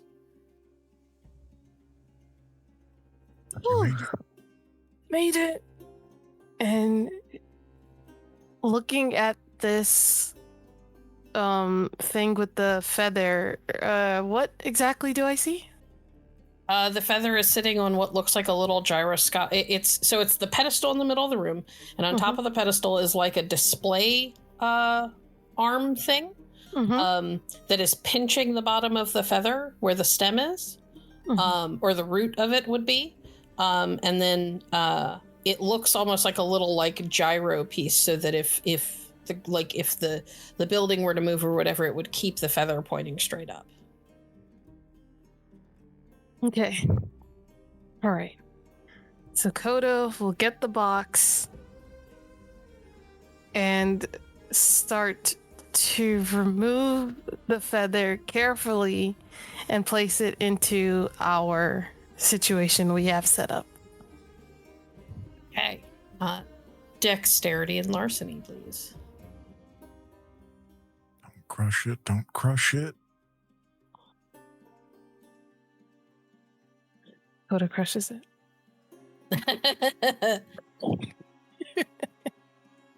All right. 5 successes. You manage to pluck the feather out of the little holder very, very carefully and are settling it into your box, or into the box and closing the box when an alarm begins to go off around you.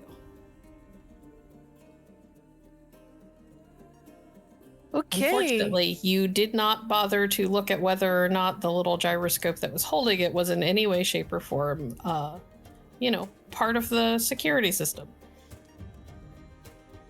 Time to go. Let's go. Okay. Time to flee. Coda, make and- sure it's... You all hear footsteps above you, running towards what you were pretty sure are the stairwells. Fuck that. We gotta get. Yeah, Coda will make sure it is secure in the situation, and then we'll start to head out. All right, not bothering with the grid, I'm assuming. Yeah, no.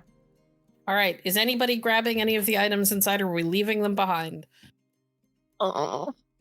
Andre will grab whatever is the closest thing because he's just like, you know what? Fuck these people. And if the alarm's already going off, they know we're here.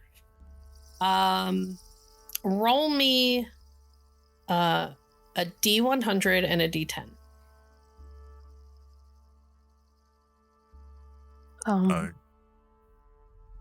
Ooh. A 19 and a 10. Wow. Okay. Is anybody else grabbing anything?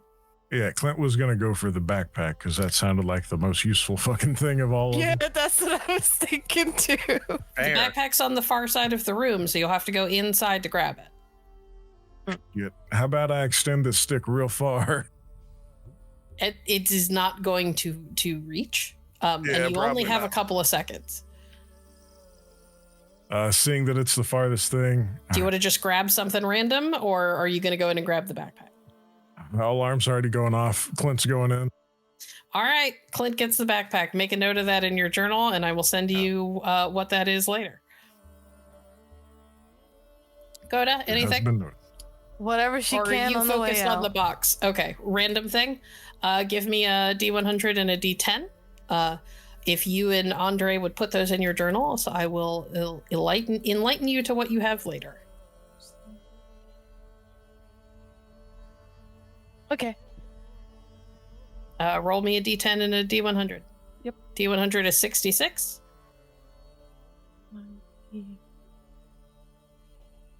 D10 is a 6. Okay. Oh gosh, 666. Oh, no. Oh, no. All right. You all take off down the hallway. All right. We are officially in what is essentially a foot race. Which way are you going to get out? You can hear people coming from most directions. We gotta get down. Yes. Gotta I be- We're great. would it make sense for us to go back into the elevator shaft and go down and to get back to the sewer grates? You're on the same level as the sewer grate. The Oh, elevator okay. shaft was a way to maneuver up and down, but you never really went up.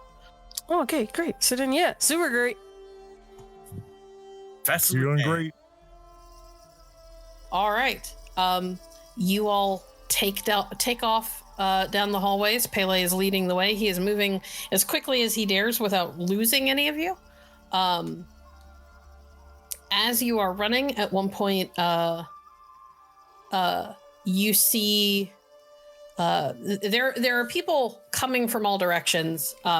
Most of them look human. At one point, you blow past what looks like a fire giant, like he bursts out of a room and you could see that there's like fire wreathing his face and his hair. And he reaches out to try to grab at Coda. But Coda, being as slight and spry as she is, I'm not even going to make a roll to get by him. He rolled like shit to try and grab, so it's no point. Your epics alone would have beat his roll. It was sad. And I would like all of you to roll me dexterity athletics, please. Yeah, hell yeah.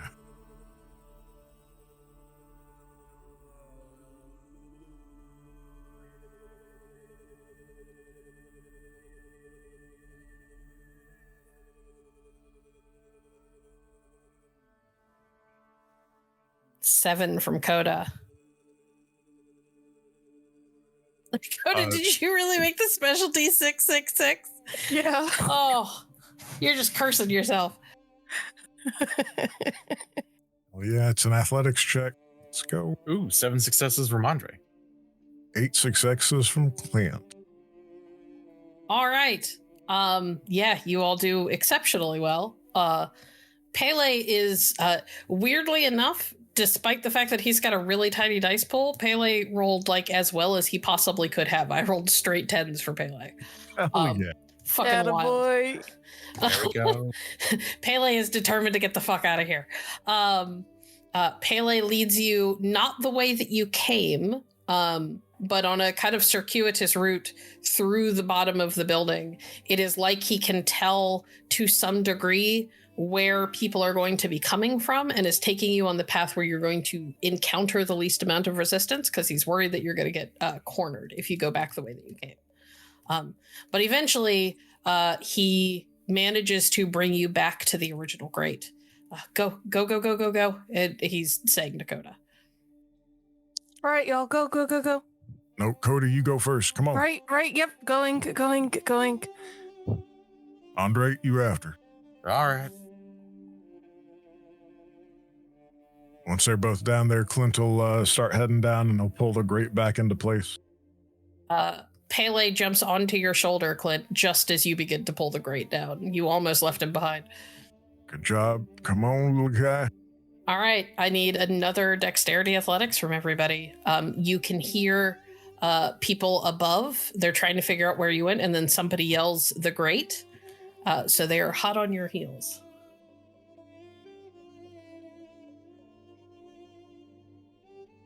That's 6. That is 9 from Andre. 6, 9, 6. All And right. a 6, yeah. Excellent. You all tear off down the sewers. You can hear the grate get ripped upward. In fact, it gets ripped up so violently that you could hear the metal scream as it gets ripped practically off of its hinges by somebody of mighty strength. And then you hear several splashes as people jump down into the sewer and begin to give chase. The shit's in the sewer. Let's go. All right, here's my question. Are you all using glow sticks to get around in the dark again, or are you going based on memory? Memory's not good for Clint. He'll use a glow stick. Okay, I have to ask because glow sticks are going to make you easier to find. Unless anyone else has got a way to do this. I don't know. Andre's fairly smart. He's also got the he spent a long time looking at the way that these sewers work, so he thinks he's confident he can do it via memory. If that's the case, Clint's going to hold on to your shoulder and follow you. Coda? Yeah, and Coda will listen to Andre saying whatever. All right. And Pele is a cat, so he's fine. Pele can see in the dark. It's all good. Pele, however, jumps off of Clint's shoulder and begins to lead the way. And you all take off into the darkness, hoping not to be found. I would like all of you to roll me dexterity and stealth. Uh-oh. To see if you can avoid being heard or seen in the dark. If we don't have a point in stealth, that means we can't use our epic, right? Correct. Okay. This is where I'm glad I learned a little something from sneaking past the pooch.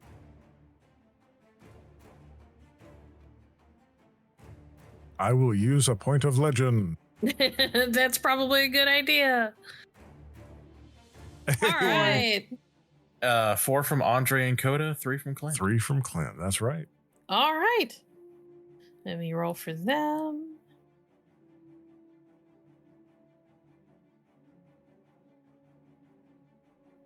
Okay. You all managed to find your way back to the original manhole. You were reasonably certain nobody saw you or is able to follow you right away, which should give you time to get away. Get up there and get out. Go. Yeah. We said we were there was some empty buildings around here, right, Pele? All around us. Most of this block is deserted at this hour. Okay. Let's head into an empty building and tuck ourselves away for now, maybe? What do y'all think? Saying this while still on the move. It's either that or we cut through them until we get the hell out of here and away, far, far away. That too. Oh, wait. Mom did say she was going to meet us when we got out of here. That's right. Let's give her a chance to by getting the fuck out. Agreed. Yes, and we're getting out. All right.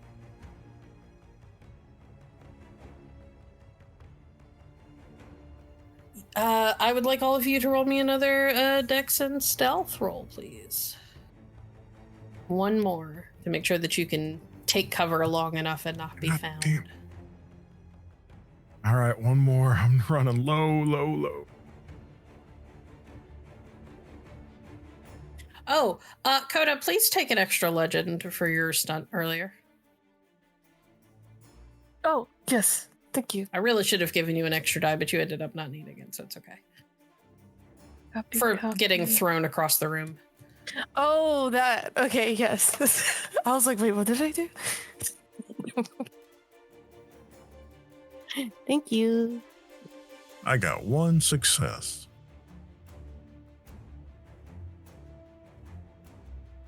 Andre? Andre got 4. And Coda? I got. What did I? It is also Dex got and 4. stealth. I got a 4. All right. Yeah, you guys managed to hide. Had Clint been on his own, he'd have been found pretty easily, but with the two of you there to kind of cover him and Pele being a stealthy master. Pele is the tiny god of stealth.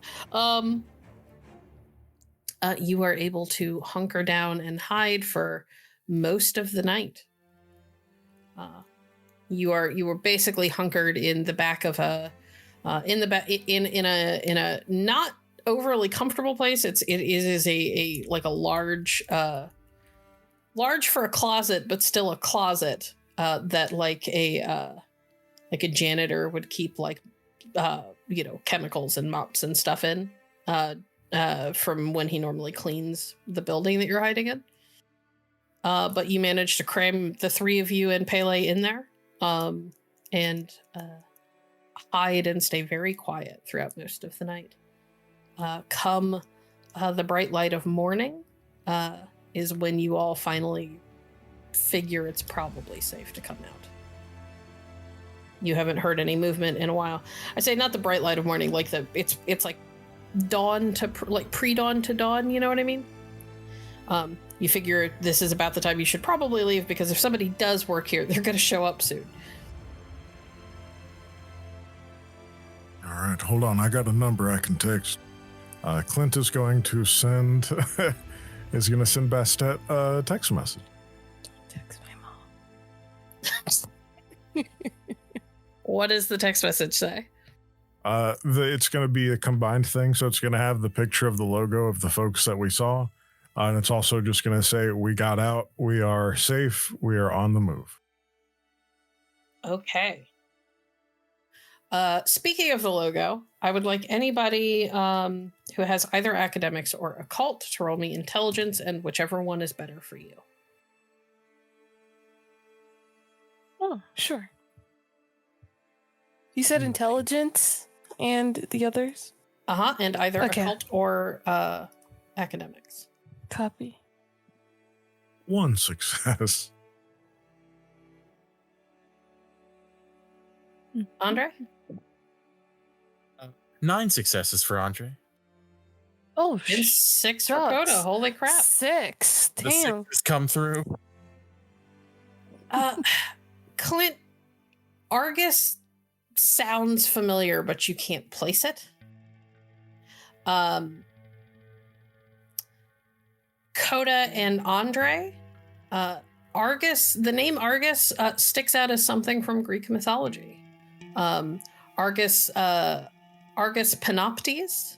In ancient Greek, his name translated to all-seeing Argus was a many-eyed giant. Is a many-eyed giant in Greek mythology.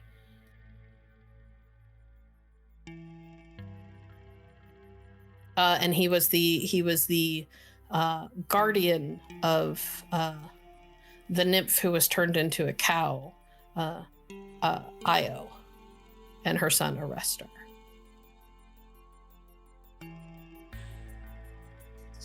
Huh.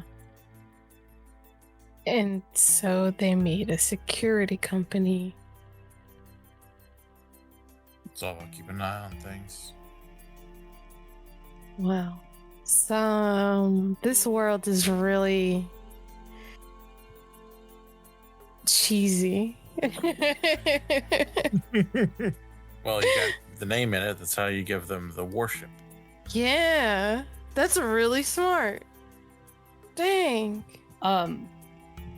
You are Coda, you receive a text message from a number you do not recognize.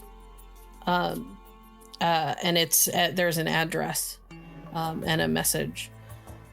Mom said to send you this. It's a safe house. She'll meet you there.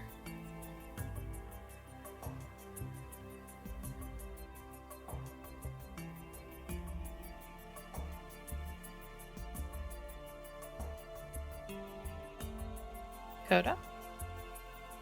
Oh, yes, I was muted. She texts back, cool. Nice to meet you, sibling. You get back a thumbs up emoji. Oh my god. And then she'll tell the group the address and go, let's get out of here. Please. All right. It does not take you long to arrive at a squat and rather nondescript little building.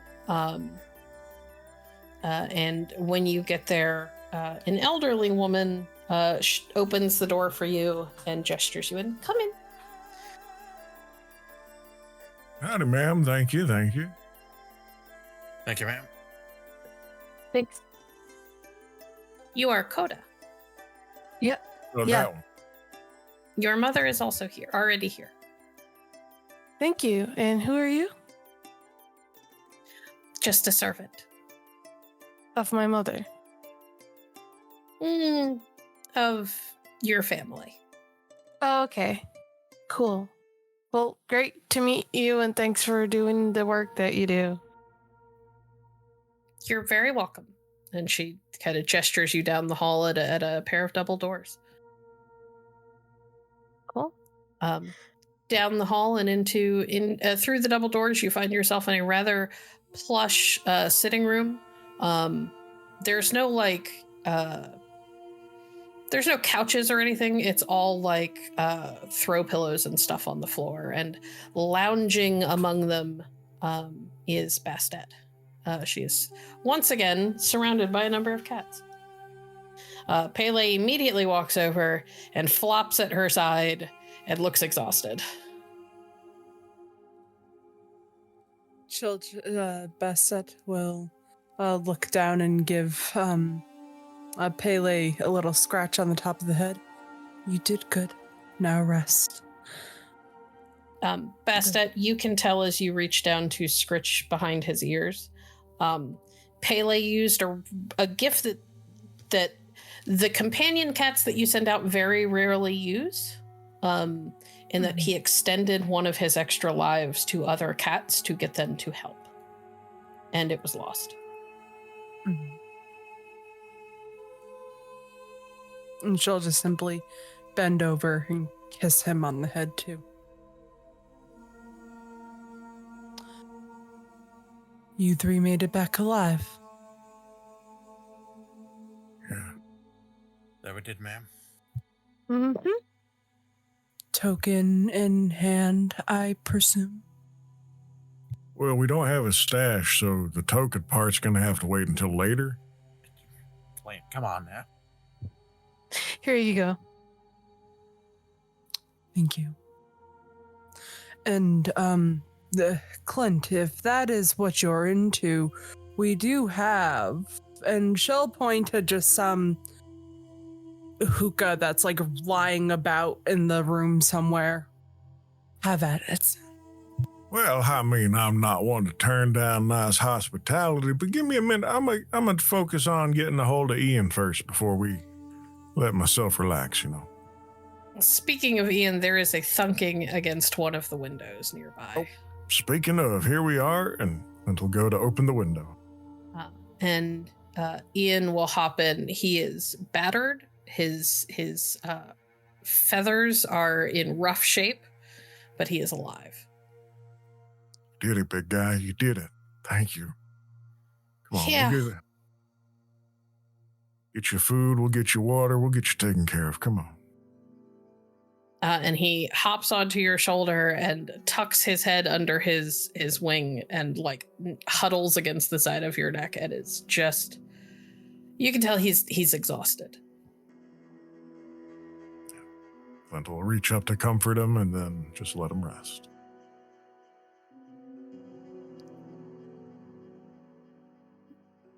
Bastet is going to grab the container with the feather, and she's just going to observe it for a couple of minutes in complete silence. And it looks like she's thoroughly looking it over, making sure that there's not even as much of as a scratch or like a separation of feathers. Okay, so you're opening it up to look at the feather itself? Yeah. All right. You can open it up. The feather,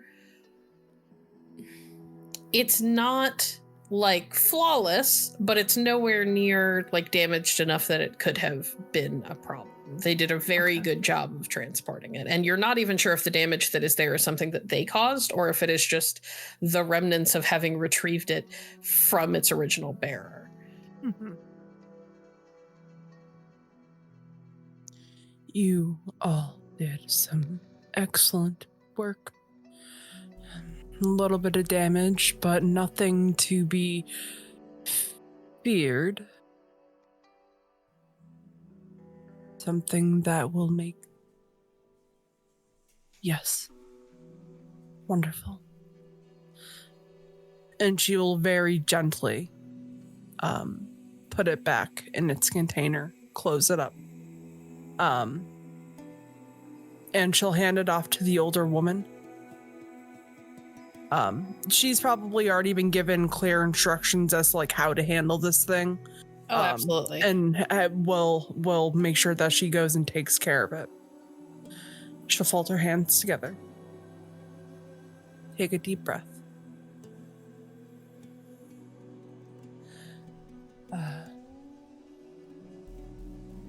Andre, Briscoe, Clint, Brazos, Coda, Massaquoi. The three of you have managed to succeed your final trial. Congratulations.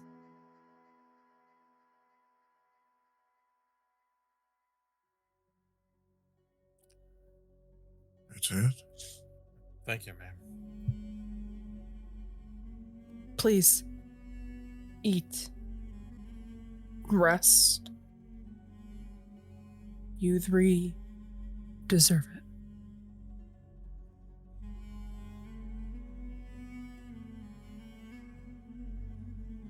And she'll gesture, and there is a small table that has the table itself is filled with food, different Egyptian style dishes, even like there's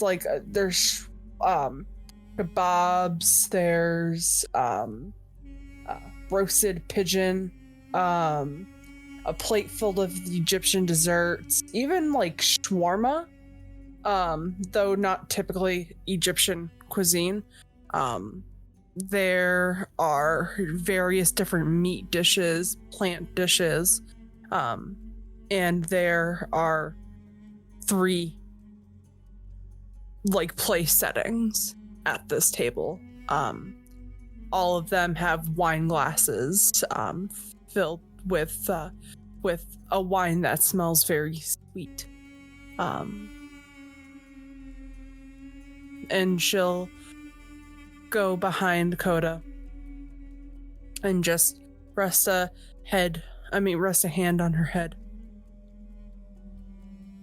and just look her over, make sure that she didn't get like scratched up, anything bad. And when she gets confirmation that she is that she looks okay, She'll gesture. It is over. You have done what I have asked. You didn't stir too much trouble. You got out alive. The feather isn't damaged. You are done. Coda's gonna try to keep a straight face to kind of be like, yeah, of course we got it done. But then her eyes are just gonna like fill with tears and she's just gonna hug her and start crying. It's okay. It is okay. You are safe now. Feel free to take a couple days here to lay low, enjoy the sights, rest. The cats will watch over you, as will I. I will not leave your side until you are ready to go home. And we will get you there safely. Home? Well, home. Back to the States, at least. You have a very important task coming up. It is to present and to make sure that you get your friend out of the situation that he is in. All right. Okay. Yeah. I guess I should eat or something. Yeah, thank you for this, Mom. And,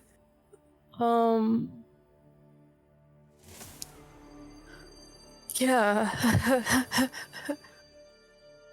And make sure your pets are taken care of too. Something tells me that you might owe them all a little bit more love. And she's gonna look at Pele, and then she's gonna look at the bird, and just take a little bag of like bird seed and drop it into Clint's hand. Thank you. Mm-hmm. Not for you. Oh, I know. I ain't that hungry for that kind of food. All right. Thank you, everybody, for joining us. We hope you had as much fun as we did. We're sorry we ran so late, but we're glad that some of you stuck through to watch it to the end. We will see you next Friday for the finale of Season 3 of Apotheosis. Good night.